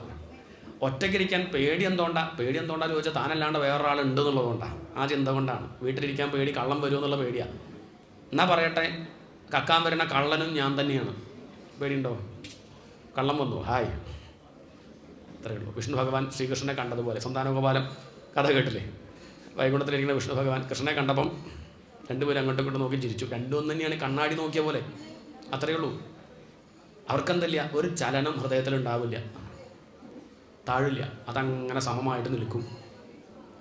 പണ്ട് ഗുരുദേവൻ രമണ മഹർഷിയെ കാണാൻ പോയി. രണ്ടുപേരും ഒരേപോലെയാണ്. അടുത്ത് ചെന്നു, അവിടെ എത്തി, ഒന്നും അങ്ങോട്ടും ഇങ്ങോട്ടും ചോദിച്ചില്ല. രണ്ടുപേരും അങ്ങോട്ടും ഇങ്ങോട്ടും നോക്കി ഒന്ന് ചിരിച്ചു, തലയാട്ടി, പേര് പോലും ചോദിച്ചില്ല. ഒന്നാലോചിച്ച് നോക്കൂ. ഉച്ചയായ സമയത്ത് ഗുരുദേവനോട് രമണ മഹർഷി പറഞ്ഞു, ശാപ്പിടാം, ഊണഴിക്കാൻ ചോദിച്ചു. ആവാം, ഊണ് കഴിച്ചു. ഒരുമിച്ച് നടന്നൊരു 10 മിനിറ്റ്, അപ്പോഴും ഒന്നും ചോദിച്ചില്ല, നോക്കി ചിരിക്കുക മാത്രം. തിരിച്ചു വന്നു ഗുരുദേവൻ. ഇവിടെ എത്തിയിട്ട് ഒരു 5 ശ്ലോകം എഴുതി. ഇതാണ് നിർവൃതി പഞ്ചകം. അദ്ദേഹം പറഞ്ഞത് എന്താ വെച്ചാൽ, ആ മഹാത്മാവിനെ ഞാൻ കണ്ടു, അദ്ദേഹം എന്നോട് ഒന്നും ചോദിച്ചില്ല. അന്നൊക്കെയാണെങ്കിൽ ആദ്യം ചോദിക്കുക ജാതിയാണ്, കാ ജാതി, പിന്നെ പേര് ചോദിക്കുള്ളൂ. അടുത്തിരിക്കണോ മിണ്ടണോ എന്നൊക്കെ അറിയാനാണ്. എന്നോട് അദ്ദേഹം ജാതി എന്താ ചോദിച്ചിട്ടില്ല. കിയത് വയഹ, എത്ര വയസ്സായി ചോദിച്ചിട്ടില്ല. കല്യാണം കഴിഞ്ഞു ചോദിച്ചിട്ടില്ല. കുട്ടികളുണ്ടോ ചോദിച്ചിട്ടില്ല. എന്താണ് ഉദ്യോഗം എന്ന് ചോദിച്ചിട്ടില്ല. അവസാനം പറയാണ്, ഇതൊക്കെ ആര് ചോദിക്കാതിരിക്കുന്നു? യസ്യ തസ്യാപി നിർവൃതി, അവർക്കാണ് നിർവൃതി. ഈ ചോദ്യങ്ങൾ ആരുടെ ഉള്ളിൽ ഉദിക്കുന്നില്ലയോ അയാൾക്കാണ് ശാന്തി. നമ്മുടെ അശാന്തിക്ക് കാരണം എന്താ മനസ്സിലായില്ലേ? നമുക്കൊരാളെ കാണുമ്പോഴേക്കും ഇയാൾക്ക് ഇപ്പോൾ എത്ര വയസ്സായി ഉണ്ടാവും, ഇയാളെ കല്യാണം കഴിഞ്ഞോ, കുട്ടിയുണ്ടോ, എത്ര രൂപ വാങ്ങുന്നുണ്ട്, ശമ്പളം എന്നൊക്കെ, ഇതൊക്കെ അറിയാനുള്ള മോഹം കൊണ്ടാണ് നമുക്ക് സമാധാനമില്ലാത്തത്. രമണ മഹർഷിക്ക് സംശയമില്ല, അത് ഞാൻ തന്നെ. തത്വമസി അഹം ബ്രഹ്മാസ്മി. എന്ത് കാണുമ്പോഴും യാതൊന്നു കാൺമതതു നാരായണ പ്രതിമ. ഈ ചിന്ത ഉള്ള ആൾക്ക് എന്തില്ല? അയാൾക്ക് ഉത്കണ്ഠയില്ല, മനസ്സളകില്ല. നെയ്വിളക്ക് കത്തിക്കാൻ വരണു ഈശ്വരൻ നാരായണൻ. എത്രയാണ് നാരായണന്മാർ വരുന്നത്? ഇത്രയേ ഉള്ളൂ. അവിടേക്ക് മനസ്സ് പോകാണ്ടിരിക്കണ ഈ ചിന്ത വേണം. അതുകൊണ്ടാണ് ഈ ചിന്ത വേണമെന്ന് പറയുന്നത്. അതല്ലെങ്കിൽ വേറെ വേറെ കാണുമ്പോൾ മനസ്സങ്ങനെ അതിൻ്റെ പിന്നാലെ പോവും. അത് ദുഃഖത്തിൽ എത്തിക്കും, ഉറപ്പാണ്. അപ്പം ദുഃഖത്തിന് കാരണം ഭയമാണ്. ഭയമില്ലാത്ത ആരെങ്കിലും ഉണ്ടോ? കൈവന്തിക്ക് ഭയമില്ലാത്ത ആൾ അങ്ങനെയില്ല. വേറെ വേറെ ആയിരിക്കും. എല്ലാവർക്കും ഒരു കാര്യം ഭയമായിക്കോളുന്നില്ല. ഭോഗേ രോഗഭയം, കുലേ ച്യുതിഭയം, വിത്തേ നൃപാലാത് ഭയം, മാനേ ദൈന്യഭയം, ബലേ രിപുഭയം, രൂപേ ജരായാ ഭയം, ശാസ്ത്രേ വാദിഭയം, ഗുണേ ഖലഭയം, കായേ കൃതാന്താത് ഭയം, സർവം വസ്തുഭയാന്വിതം ഭുവി നൃണാം വൈരാഗ്യമേവാ ഭയം. ലോകത്തിൽ ഭയമില്ലാത്ത ആരുമില്ല എന്ന് പറയുക ഭർതൃഹരി. ഭോഗിക്കാണെങ്കിലും ഭയമുണ്ട്. ധാരാളം തിന്നുക, ധാരാളം കുടിക്കുക എന്നൊക്കെ പറയുന്നവരുണ്ട്. അവരുടെയൊക്കെ നാട്യം കാണുമ്പോൾ നമ്മൾ വിചാരിക്കും സുഖമായിട്ടിരിക്കുകയെന്ന്. അല്ലല്ല, അവർക്കും പേടിയുണ്ട്, നാളെ തൊക്കെ തരാവാണ്ടിയാവും. അവർ കഴിക്കുമ്പോൾ തന്നെ പറയും നാളെ പറ്റിക്കോളണമെന്നില്ല കേട്ടോ. അങ്ങനെ പറയും, നാളെ ഇപ്പോൾ ഷുഗർ വന്നാലോ എന്ന് കരുതിയിട്ടാണ് ഇപ്പോൾ തന്നെ കുടിക്കണത്. ഭോഗേ രോഗഭയം കുലേച്യുതിഭയം വിത്തേ നൃപാലാദ്ഭയം. ഭോഗിക്ക് പേടി, രോഗം വരുമെന്നുള്ള പേടി. ലഡു കാണുമ്പോൾ എടുത്ത് കഴിക്കണമെന്നുണ്ട്, ഷുഗർ 600 പറ്റുമോ? പേടിച്ചിട്ടാണ്. കുലേച്യുതിഭയം, നല്ല കുലമഹിമുണ്ട്. അപ്പം നമ്മൾ കരുതും തറവാടിത്തം, വലിയ കുലത്തിലാണ്, സുഖമായിട്ടിരിക്കും. അല്ല, അയാൾക്ക് പേടിയുണ്ട്. 10-18 വയസ്സായ പെൺകുട്ടി ഇത് പറയിപ്പിക്കും ഈശ്വര. അപ്പോൾ പേടിയാണ്, ഉള്ളിൽ പേടിയുണ്ട്. എന്തിനാപ്പോൾ അത് പറയണമെന്ന് ചോദിച്ചാൽ പരിഹസിക്കാൻ പറയല്ല. നമ്മളിപ്പോൾ കണക്കാക്കുന്ന വിഷയങ്ങൾക്കൊക്കെ എന്തുണ്ട്? അവർക്കൊക്കെ പേടിയുണ്ട്. കാശില്ലാത്തവർ വിചാരിക്കും കാശുള്ളവർ സുഖമായിട്ടിരിക്കുന്നു. അല്ല, വിത്തേ നൃപാലാത് ഭയം. കാശുള്ളവർ പേടിയാണ്. അവരിപ്പോൾ എന്താ 2 മാസമായിട്ട് ഇനിയിപ്പോൾ കടലാസ് പലതും ഉണ്ടാക്കും, ടാക്സ് കൊടുക്കാണ്ടിരിക്കാനുള്ള വഴി. അതിനു വേണ്ടി കുറേ കഷ്ടപ്പെടുക, പ്രയാസമാണ്. കാശുണ്ടാക്കുന്നവർക്ക് പേടി സംരക്ഷിക്കേണ്ട, നാളെ നഷ്ടപ്പെടും. താൻ മുണ്ടും മുറുക്കി കൊടുത്തും പട്ടിണി കിടന്നും ഉണ്ടാക്കിയതാണ്. മക്കൾക്ക് വല്ലതും അറിയുമോ? അവരങ്ങോട്ട് നശിപ്പിക്കുകയാണ്. എത്ര പേര് നമ്മളോടെ പരാതി പറയുന്നുണ്ട് അറിയോ? അവർക്ക് ദുഃഖമാണ്, ഇത് നഷ്ടപ്പെടുമോ? ഭാര്യ ചിലവാക്കുമോ? പട്ടുസാരി വാങ്ങുമോ? ഈശ്വര, വീട്ടിൽ വെക്കാൻ പേടിയ പൈസ. വിത്തേ നൃപാലാത് ഭയം, കള്ളന്മാർ കൊണ്ടുപോകുന്നുള്ള പേടി. നാളെ രോഗം വരുമ്പം ധാരാളം കാശ് ചിലവാകുമെന്നുള്ള പേടി. അപ്പം കാശുള്ളവരൊന്നുമില്ല, അയാൾക്കും സുഖമുണ്ടെന്ന് പറയാൻ വയ്യാന്നർത്ഥം. എന്നാൽ സൗന്ദര്യമുള്ളവർ സുഖമായിട്ടിരിക്കുകയോ? സുന്ദരൻ്റെയും സുന്ദരിയുടെയൊക്കെ കഥ നോക്കൂ. സിനിമാ നടന്മാരും നടിമാരുടെയൊക്കെ കഥ എന്താ? അവരെ കഥയിലേക്ക് നമ്മളൊക്കെ എത്ര ഭേദം. കഷ്ടമാണ് സ്ഥിതി. സമാധാനം എന്ന് പറയുന്നത് അവർക്കില്ല. അവർ നമ്മളുടെ മുന്നിൽ അഭിനയിക്കുകയാണ്. സിനിമയിൽ അഭിനയിക്കേണ്ട, അല്ലാണ്ടെന്ന് അവരിങ്ങനെ ഞാൻ കേമനാണ് കേമിയാണെന്ന് അഭിനയിക്കുക എന്നല്ലാണ്ട് എന്തുണ്ട് ജീവിതത്തിൽ? രാവിലെ ആയാൽ അവരാദ്യം നോക്കുക കണ്ണാടിയാണ്. സുന്ദരന്മാരൊക്കെ ആദ്യം നോക്കുക കണ്ണാടിയാണ്. ഒരു മുടി നരച്ചാൽ പിന്നെ അന്ന് ഊണൊഴിക്കില്ല, ദുഃഖമായി. പിന്നെ ഗോദ്രേജ് വെച്ച് ഒപ്പിക്കും. അതുകൊണ്ടൊന്നും കുറച്ച് കഴിഞ്ഞാൽ കുറച്ചൊക്കെ കാലം നമുക്കിങ്ങനെ ഒപ്പിക്കാം. അതൊക്കെ ഒന്ന് പോകുമ്പോഴേക്കും പിന്നെ അത് നേരെയാക്കി വരുമ്പോഴേക്കും ചെവി പോകും. ചെവി നേരെയാക്കുമ്പോഴേക്കും കണ്ണ് പോകും. കണ്ണ് നേരെയാക്കുമ്പോഴേക്കും പല്ല് പോയി. അത് നേരെയാക്കുമ്പോഴേക്കും ആൾ പോയി. ഒന്നും വേണ്ട. ഓരോന്നും പോകുമ്പോൾ നമ്മൾ മനസ്സിലാക്കേണ്ട കാര്യമുണ്ട്. തലമുടി നരച്ചാൽ മനസ്സിലാക്കുക. ഇനി വല്ലാണ്ട് പുറത്തിറങ്ങി നടക്കൊന്നും വേണ്ട. സപ്താഹ വേദിയിലൊക്കെ പോയി ഇരിക്കുക എന്നർത്ഥം. വല്ലാണ്ട് വെയിലുള്ളാൻ നിൽക്കണ്ട. പല്ല് പോയാൽ മനസ്സിലാക്കുക. ഇനിയൊക്കെ അടിച്ച് വലിക്കണമൊക്കെ നിർത്തൂ. ഇനി വല്ല പൊടിയിരിക്കഞ്ഞൊക്കെ കഴിച്ചാൽ മതി. ഓട്സൊക്കെ കഴിക്കുക. ഇനി ദഹിപ്പിക്കാനുള്ള കഴിവൊന്നും ശരീരത്തിനില്ല എന്നറിയാൻ വേണ്ടത്. ഓരോന്നായിട്ട് പണി മുടക്കുകയാണ്. നമ്മൾ വാടക കൊടുക്കാണ്ടിരുന്നാലും അവരെന്ത് ചെയ്യും? ആദ്യം കറണ്ട് കട്ട് ചെയ്യും, പിന്നെ ഓരോന്ന് കൊണ്ടുപോകും. അവസാനം നമ്മളത് ഒഴിവാക്കി പോകും. ഓരോന്ന് അങ്ങനെ ഒഴിവാവുകയാണ്. കണ്ണ് കാണാണ്ടായാൽ മനസ്സിലാക്കണം ഇനിയിപ്പോൾ എന്ത് ചെയ്യുക? ഇനിയിപ്പോൾ കാണണ്ട, പുറമുള്ള വിഷയ സീരിയലൊന്നും കാണാൻ പോകണ്ട, TV ചാനൽ മാറ്റാൻ നിൽക്കണ്ട, അതങ്ങോട്ട് ഓഫാക്കുക, TV എടുത്ത് അട്ടത്തേക്ക് വയ്ക്കുക, മതി, കഴിഞ്ഞു. ചെവി കേൾക്കാണ്ടേ അർത്ഥം എന്താ? സ്പീക്കറിൻ്റെ ചോട്ടിൽ വന്ന് നോക്കൂ, സർവത്ര ഗോവിന്ദനാമ സങ്കീർത്തനം, അത് മാത്രം കേൾക്കും. എന്ത് സുഖം! ഒരു കുറ്റം കേൾക്കണ്ട, നമ്മളെ പറ്റിയുള്ള ആക്ഷേപം കേൾക്കണ്ട, മറ്റുള്ളവരെ പറ്റിയൊന്നും അറിയണ്ട, ഭഗവത് സംബന്ധമായ കാര്യം മാത്രം കേൾക്കുക. അതാണ് താല്പര്യം. ഭോഗേ രോഗഭയം കുലേച്യുതിഭയം വിത്തേ നൃപാലാദ്ഭയം മാനേ ദൈന്യഭയം ബലേ രിപുഭയം രൂപേ ജരായാഭയം ശാസ്ത്രേ വാദിഭയം. നല്ല പഠിപ്പുള്ളവരൊക്കെ സുഖമായിട്ടിരിക്കുകയാണോ? അല്ല. ആര് പറഞ്ഞു? ഇനി ആധ്യാത്മിക ഗ്രന്ഥം പഠിച്ചവർ സുഖമായിട്ടിരിക്കുകയാണോ? അല്ല. എത്ര പേരെ നമ്മളൊക്കെ തന്നെ കാണുന്നില്ലേ നിങ്ങൾ? ശാസ്ത്രമൊക്കെ പഠിച്ച സുഖമായിട്ടിരിക്കുക. എന്ത്? കുറച്ച് പഠിച്ചാൽ തന്നെ ദുഃഖമുണ്ട്. ദുഃഖം എന്താ ചോദിച്ചാൽ എനിക്കൊക്കെ മറ്റാചാര്യന്മാർ ഇവിടെ ഇരിക്കുമ്പോൾ പേടിയാണ്. അതുകൊണ്ട് അവരോട് പറയും പിന്നെ പോയിരുന്നോളൂ, ഇവിടെ ഇരുന്ന ഇതല്ലല്ലോ പറയുന്നത്. ഈ ശ്ലോകം എങ്ങനെയാണ് പറയുക?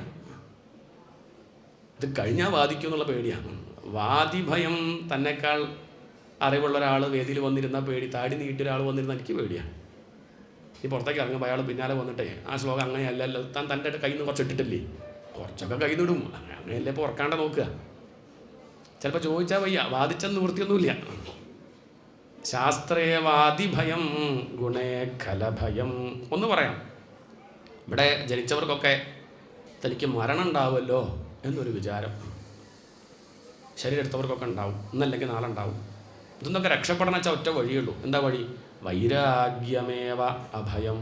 വൈരാഗ്യം മാത്രമാണ് അഭയം. ഇവിടെ ഇരിക്കെ തന്നെ ഇതിനെ അങ്ങോട്ട് ഉപേക്ഷിക്കുക, അതാണ് വൈരാഗ്യം. വൈരാഗ്യം എന്ന് പറഞ്ഞാൽ മലയാളത്തിലുള്ള നമ്മൾ പറയുന്ന വെറുപ്പല്ല, എനിക്കപ്പുറത്തെ വീട്ടിലത്തെ ആളോട്, അതല്ല, അത് വെറുപ്പാണ്. വൈരാഗ്യം എന്ന് പറഞ്ഞാൽ അതവിടെ ഉണ്ടെങ്കിലും ഇല്ലെങ്കിലും എന്നെ ബാധിക്കില്ല. ഇതാണ് വൈരാഗ്യം. നിങ്ങളിവിടെ കേൾക്കുന്നുണ്ടെങ്കിലും ഇല്ലെങ്കിലും എന്നെ ബാധിക്കില്ല. അതാണെന്ത്?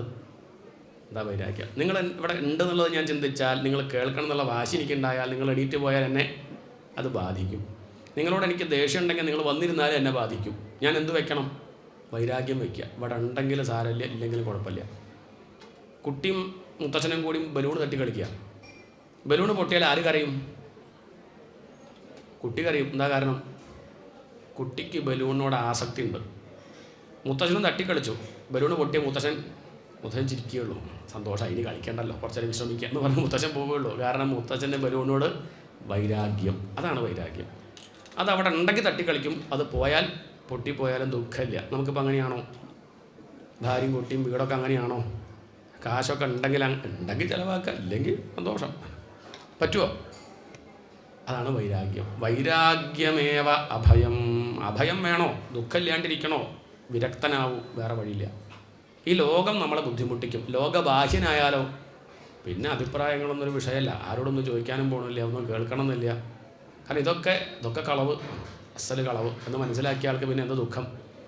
മന്യേ കുതശ്ചിത് ഭയമച്യുതസ്യ പാദാംബുജോപാസനമത്ര നിത്യം ഉദ്വിഗ്ന ബുദ്ധേഃ അസദാത്മഭാവാത് വിശ്വാത്മനാ യത്ര നിവർത്തതേ ഭീഹി. ഈ വിശ്വം മുഴുവൻ ഞാനാണ് എന്നറിയുന്ന ഒരാൾക്ക് പിന്നെ എന്തില്ല? ദുഃഖമില്ല.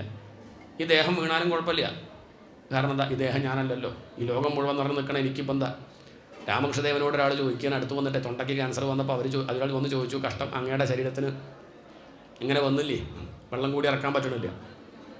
അദ്ദേഹം ഉള്ള ശബ്ദത്തിൽ തൊണ്ടയൊക്കെ കൈകൊണ്ട് പിടിച്ചിട്ട് അദ്ദേഹം പറയാണ്, വിഷമിക്കണ്ട, ഈ ലോകം മുഴുവൻ വ്യാപിച്ചിരിക്കുന്ന ഭഗവതിക്ക് എത്ര തൊണ്ടകളുണ്ട്, എത്ര ജീവജാലങ്ങളുണ്ട്.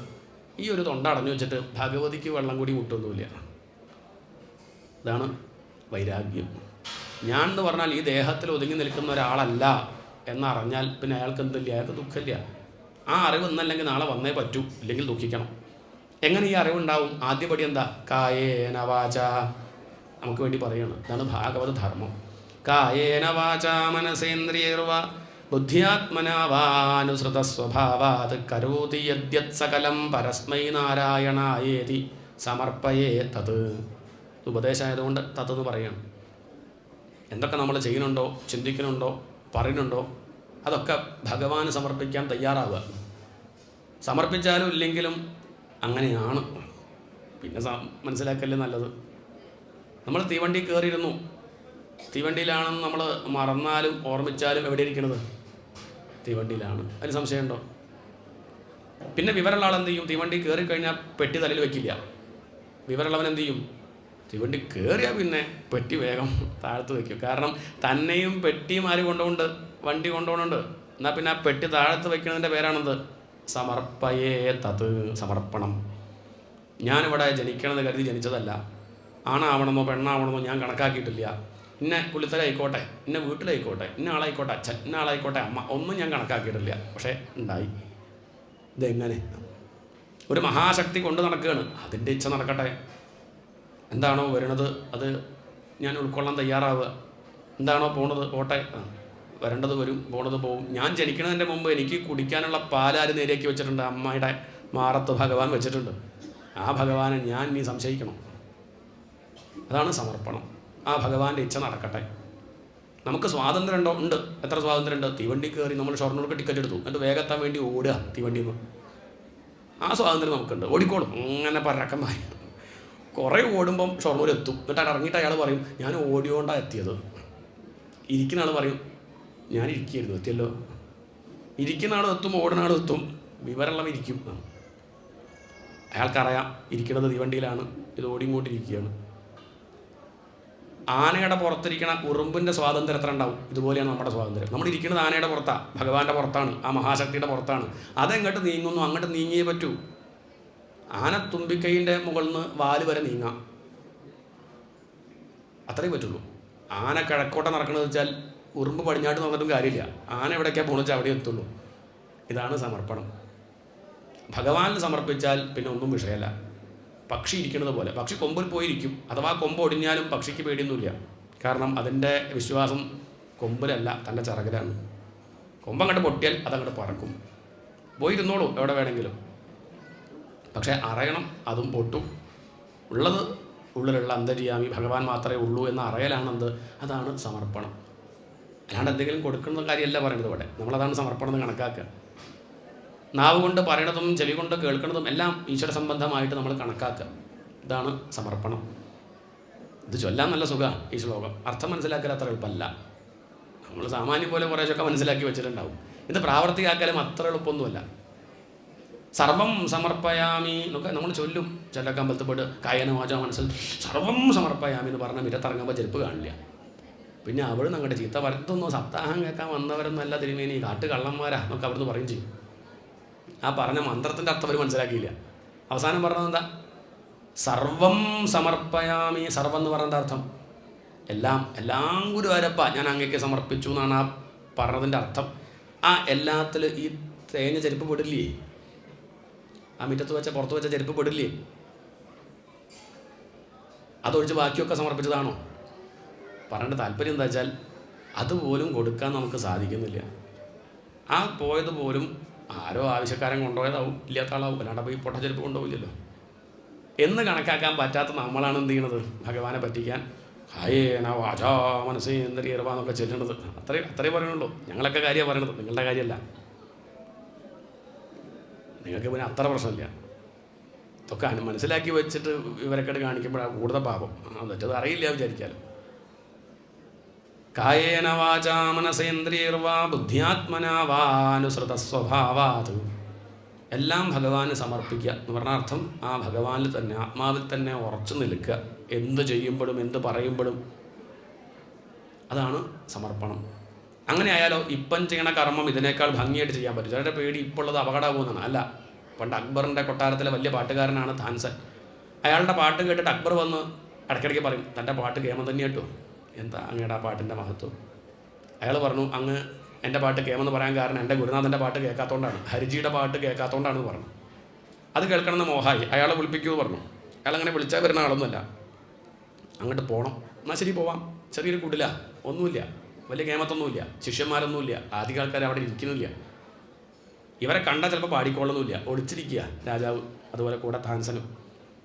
രാവിലെയായി, അദ്ദേഹം പല്ലേപ്പ് കുളിയൊക്കെ കഴിഞ്ഞു, പാട്ട് പാടുന്നില്ല. ഉച്ചയായി, ഊണൊക്കെ ഉണ്ടാക്കി കഴിച്ചു, പാട്ട് പാടുന്നില്ല. വൈകുന്നേരമായി, മേക്കഴുകി വന്നു, വിളക്ക് കത്തിച്ചിരുന്നു, ഒരാളും അവിടെ കേൾക്കാനില്ല. പക്ഷേ അദ്ദേഹം പാട്ട് പാടി, മനോഹരമായിട്ട് അദ്ദേഹം പാട്ട് പാടി. അതിവർ കേട്ടിരുന്നു. 2-2.5 മണിക്കൂർ പോയത് അറിഞ്ഞില്ല. എന്തൊരു സംഗീതം! അടുത്ത് വന്ന് അക്ബർ ചക്രവർത്തി താൻസനോട് പറയാണ്, തൻ്റെ പാട്ടൊക്കെ എന്ത് പാട്ടാണോ, തൻ്റെ സംഗീതമൊക്കെ സംഗീതം, എന്തോ ഒരു പാട്ട്, ഇതാണ് സംഗീതം എന്ന് പറഞ്ഞ സമയത്ത് താൻസൻ പറയാണ്, ഇതാണ് ഭാഗവതധർമ്മം പറയുക. താൻസൻ പറയാണ്, എൻ്റെ പാട്ട് ഇത്ര നന്നാവാത്തതിൻ്റെ കാരണം ഞാൻ പറയട്ടെ, അങ്ങേക്ക് അലോകിയാകുമോ? ഇല്ലില്ല, പറഞ്ഞോളൂ. ഞാനീ പാട്ട് പാടുന്നത് അങ്ങ് കേൾക്കാനാണ്. അക്ബർ ചക്രവർത്തി കേട്ട് വല്ല വളി ഊരി തന്നാൽ നന്നായി, ശമ്പളം കൂട്ടി തന്നാൽ നന്നായി എന്ന് കരുതിയിട്ടാണ് ഞാൻ അങ്ങേ പുകഴ്ത്തി പാട്ടൊക്കെ പാടുന്നത്. പക്ഷേ എൻ്റെ ഗുരുനാഥൻ ആരും കേൾക്കണമെന്നില്ല, ഒരാൾ കേട്ടാൽ മതി. ആരാത്? ഭഗവാൻ കേൾക്കാൻ വേണ്ടി പാടുകയാണ്. ആ പാട്ട് നന്നാവും ഭഗവാൻ കേൾക്കാനായിട്ടാവുമ്പോൾ. നമ്മളിപ്പോൾ ഈ കഥ പറയണത് പോലും നിങ്ങൾ കേൾക്കട്ടെ, ഇത് കേട്ട അഭിപ്രായം പറയട്ടെ കരുതിയിട്ടാണെങ്കിൽ അത് രണ്ടാം തരം. ഭഗവാൻ കേൾക്കട്ടെ, സന്തോഷിക്കട്ടെ എന്നാണെങ്കിൽ അത് കേമായി. അതാണ് മുഖ്യം, അതാണ് സമർപ്പണം. ചെയ്യണ പ്രവൃത്തി ഇതിനേക്കാൾ ഭംഗിയാവണമെങ്കിൽ, ഇപ്പം ഭംഗിയാവണില്ല എന്നല്ല, ഒക്കെ നന്നാവുണ്ട്. മറ്റുള്ളവരെ കാണാൻ വേണ്ടിയിട്ടും അവർക്ക് ഫ്ലാറ്റ് കിട്ടാൻ വേണ്ടി പാടുന്നതും പാട്ട് തന്നെയാണ്, അല്ല പറയണില്ല. പക്ഷെ അവർ നമ്മൾ ഭാഗവതർ എന്ന് പറയില്ല. ഇപ്പം അങ്ങനെയാണ്, ഇപ്പം ആർട്ടിസ്റ്റിനെ പറയുള്ളൂ. പണ്ടങ്ങനെയല്ല, ത്യാഗരാജ ആർട്ടിസ്റ്റ് അല്ല, ത്യാഗരാജ ഭാഗവതൻ. എന്താ കാരണം? അയാളോട് ചോദിച്ചു നോക്ക്, എന്തിനാ പാടണത്? നിധി ചാല സുഖമാ രാമുനി സന്നിധി സേവാ സുഖമാ.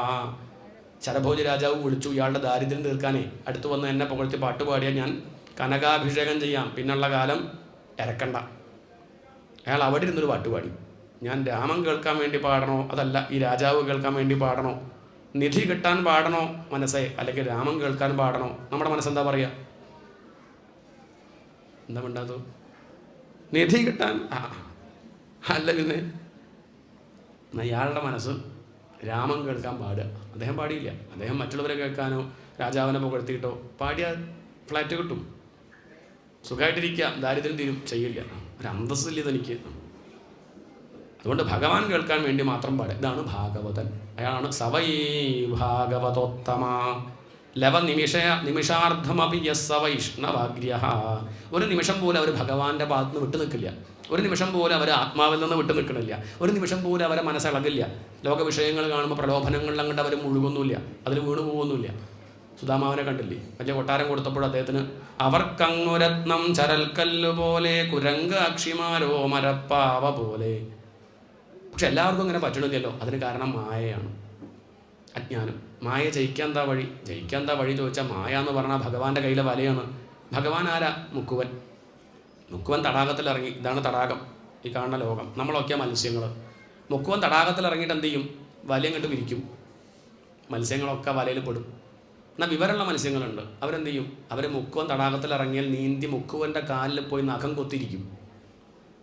ഒരിക്കലും മുക്കുവൻ തൻ്റെ കാലുമ്പിലേക്ക് വരട്ടില്ല. ഇതുപോലെ വിവരമുള്ള ചിലർ എന്ത് ചെയ്യും? ഈ പ്രപഞ്ചത്തിൽ എത്തിപ്പെട്ടാൽ ഭാഗവതം വായിച്ച് സപ്താഹ വേദികളിൽ പോയിരിക്കുക പറഞ്ഞാൽ ഭഗവാന്റെ കാലിൽ പോയിരിക്കുക. ഒരിക്കലും ഭഗവാൻ തൻ്റെ കാലുമ്പിലേക്ക് വരട്ടില്ല. ഭഗവാനെ ആശ്രയിക്കുന്ന ഭക്തന്മാർ ഈ വലയിൽ പെടാതെ രക്ഷപ്പെടും. അവരുടെ കഴിവുകൊണ്ടല്ല, അത് ഭഗവാന്റെ കാരുണ്യം കൊണ്ടാണ്. അതുകൊണ്ട് തസ്മാത് ഗുരും പ്രപദ്ധ്യേത, ഭഗവാന്റെ പാദമെന്ന് കണക്കാക്കി ഏതെങ്കിലും ശാസ്ത്രം പഠിച്ച് നല്ല ഗുരുനാഥന്മാരുടെ കാൽക്കൽ വീണ് നമസ്കരിച്ച് വിനയത്തോടു കൂടി ഏതെങ്കിലും ഒരു ശാസ്ത്രം, ആധ്യാത്മിക ശാസ്ത്രം പഠിക്കുക. അത് പഠിച്ചു കഴിഞ്ഞാൽ മറ്റൊന്നിനെ നിന്ദിക്കാണ്ടിരിക്കുക. അതിൽ ഭഗവാന്റെ സ്വരൂപം വ്യക്തമായിട്ട് മനസ്സിലാക്കാൻ സാധിക്കും. ഭഗവാന്റെ സ്വരൂപം എന്താ? സ്വതവേ പറയുന്ന നീലമേഘശ്യാമളൻ ശംഖചക്ര ഗദാധാരി എന്നാ പറയാറ്. അത് ദശമസ്കന്ധം വരെ. ഇനി പറയുന്നത് വിചാരല്ലേ. സ്ഥിത്യുദ്ഭവ പ്രളയഹേതുരഹേതുരസ്യ യത് സ്വപ്ന ജാഗര സുഷുപ്തിഷു സദ്ബഹിശ്ച ദേഹേന്ദ്രിയാസു ഹൃദയാനി ചരന്തിയേന സഞ്ജീവിതാനി തദവേഹി പരം നരേന്ദ്ര. നമുക്കൊക്കെ 3 അവസ്ഥകളിലേ ഉള്ളൂ. ഉണർന്നിരിക്കുന്ന അവസ്ഥ, പിന്നെ സ്വപ്നം കാണുന്ന അവസ്ഥ, പിന്നെ സുഷുപ്തി. 3 അവസ്ഥകളേ ഉള്ളൂ. ഈ 3 അവസ്ഥകളിലും ഉള്ളതാരാ? ഞാൻ ഉണർന്നിരിക്കുമ്പോൾ നിങ്ങളുണ്ട്, ഞാനും ഉണ്ട്. ഞാൻ സ്വപ്നം കാണുമ്പോഴോ നിങ്ങളുണ്ടോ? കുറവാ, സാധ്യത കുറവാ. പക്ഷെ ആരുണ്ട്? ഞാനുണ്ട്. സ്വപ്നം കാണുന്നതാരാ? ഞാനുണ്ട്. ഇനി നല്ല ഉറക്കം, സ്വപ്നം കൂടി കാണാത്തൊരു ഉറക്കമുണ്ട്. ആ ഉറക്കത്തിലും ആരുണ്ട്? നിങ്ങളില്ല, ഭാര്യയില്ല, കുട്ടിയില്ല, വീടില്ല. ഞാൻ ആണാണോ പെണ്ണാണോ ഒന്നും അറിയില്ല. എവിടെയാണ് കിടക്കണു അറിയില്ല. പക്ഷെ ഒന്നറിയാം, ഞാനുണ്ട്. അപ്പോഴെനിക്കൊരു മാറ്റം ഉണ്ടായിട്ടില്ല. ഞാൻ അനുഭവിച്ചു. എന്തനുഭവിച്ചു? സുഖമായിട്ട് ഉറങ്ങി. 2 ഉത്തരം കിട്ടി. എന്താ 2 ഉത്തരം? ഒന്ന്, ആ 3 അവസ്ഥയിലുള്ളത് ഞാനാണ്. എൻ്റെ സ്വരൂപം എന്താണ്? സുഖമാണ്. എനിക്ക് സുഖിക്കാൻ ഒന്നിൻ്റെയും ആവശ്യമില്ല. ഇത്ര കണ്ട് സുഖം ഉറക്കത്തിൽ വരാൻ കാരണം എന്താ? ഭഗവാൻ ആലിംഗനം ചെയ്യുന്നത് കൊണ്ടാണ്.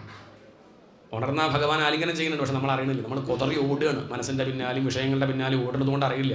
അതൊക്കെ വിട്ട് മനസ്സ് എവിടെ വന്ന് ലയിച്ചു? ഭഗവാനിൽ വന്ന് അങ്ങനെ ചേർന്ന് കിടക്കുമ്പോൾ ഭഗവാൻ കെട്ടിപ്പിടിക്കുന്നത് കൊണ്ടാണ് ഉറക്കത്തിൽ ഇത്ര കണ്ട് സുഖം. ആ സുഖം ഉണർന്നാലും പോവാതെ ശ്രദ്ധിച്ചാൽ മതി. ഉണരുമ്പോഴേക്കും ഞാൻ ഇന്നാൾ ഇന്നെ ചെയ്യാണ്ട്, എത്ര ആൾ ഉപദ്രവിക്കാണ്ട് നോക്കണം, നേരെയാക്കണം എന്ന് പറഞ്ഞ് നടക്കുന്നത് ഒന്ന് നിർത്തി. ഇപ്പോഴും ഞാൻ ഇരിക്കുന്നത് ആ ഭഗവാന്റെ മടിയിൽ തന്നെയാണ്.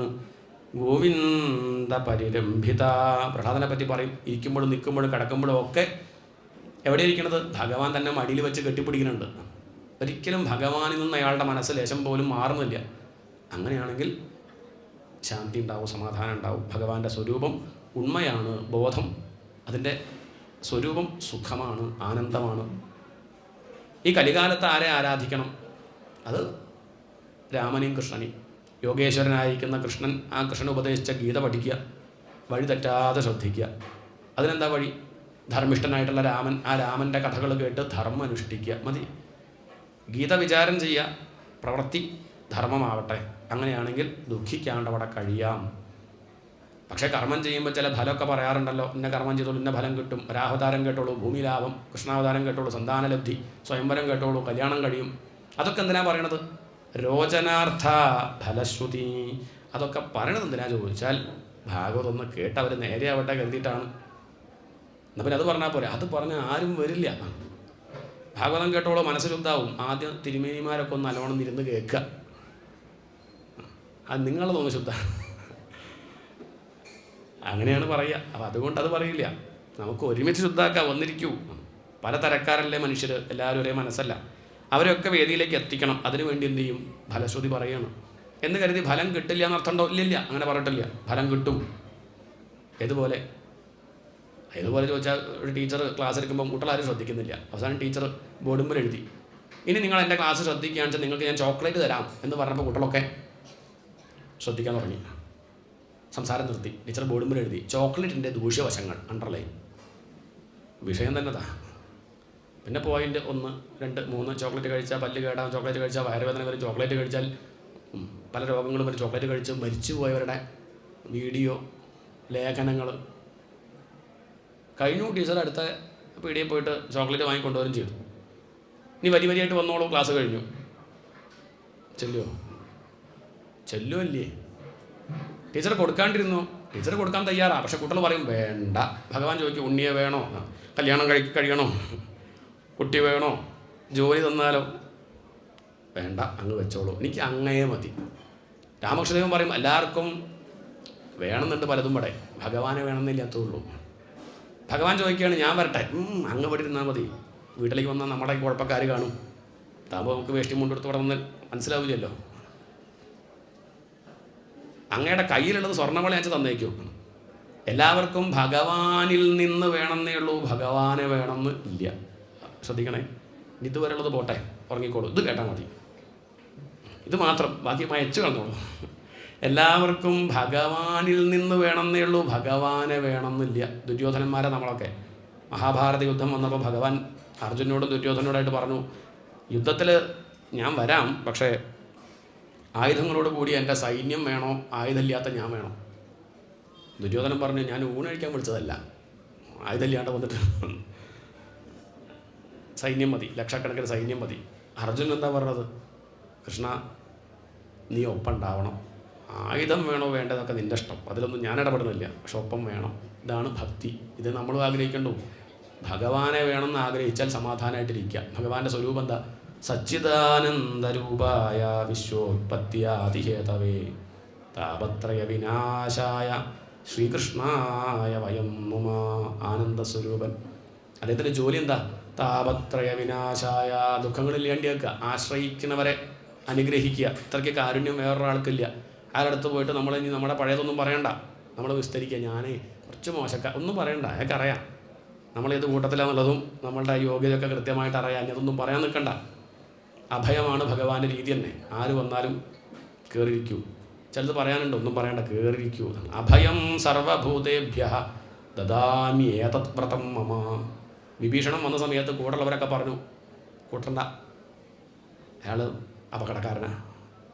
എന്തായാലും ജാതി രാക്ഷസനല്ലേ ഒരുത്തൻ്റെ വക. ഒരു വാനരം പറഞ്ഞു.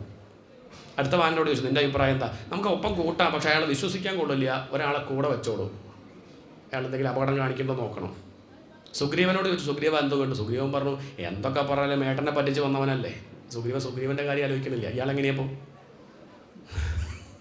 നമ്മളൊക്കെ കഥയാ പറയും, നമ്മളതിലും വലുതാ ചെയ്തത്, അതുകൊണ്ട് വിശ്വസിക്കാൻ കൊള്ളില്ല എന്നാണ്.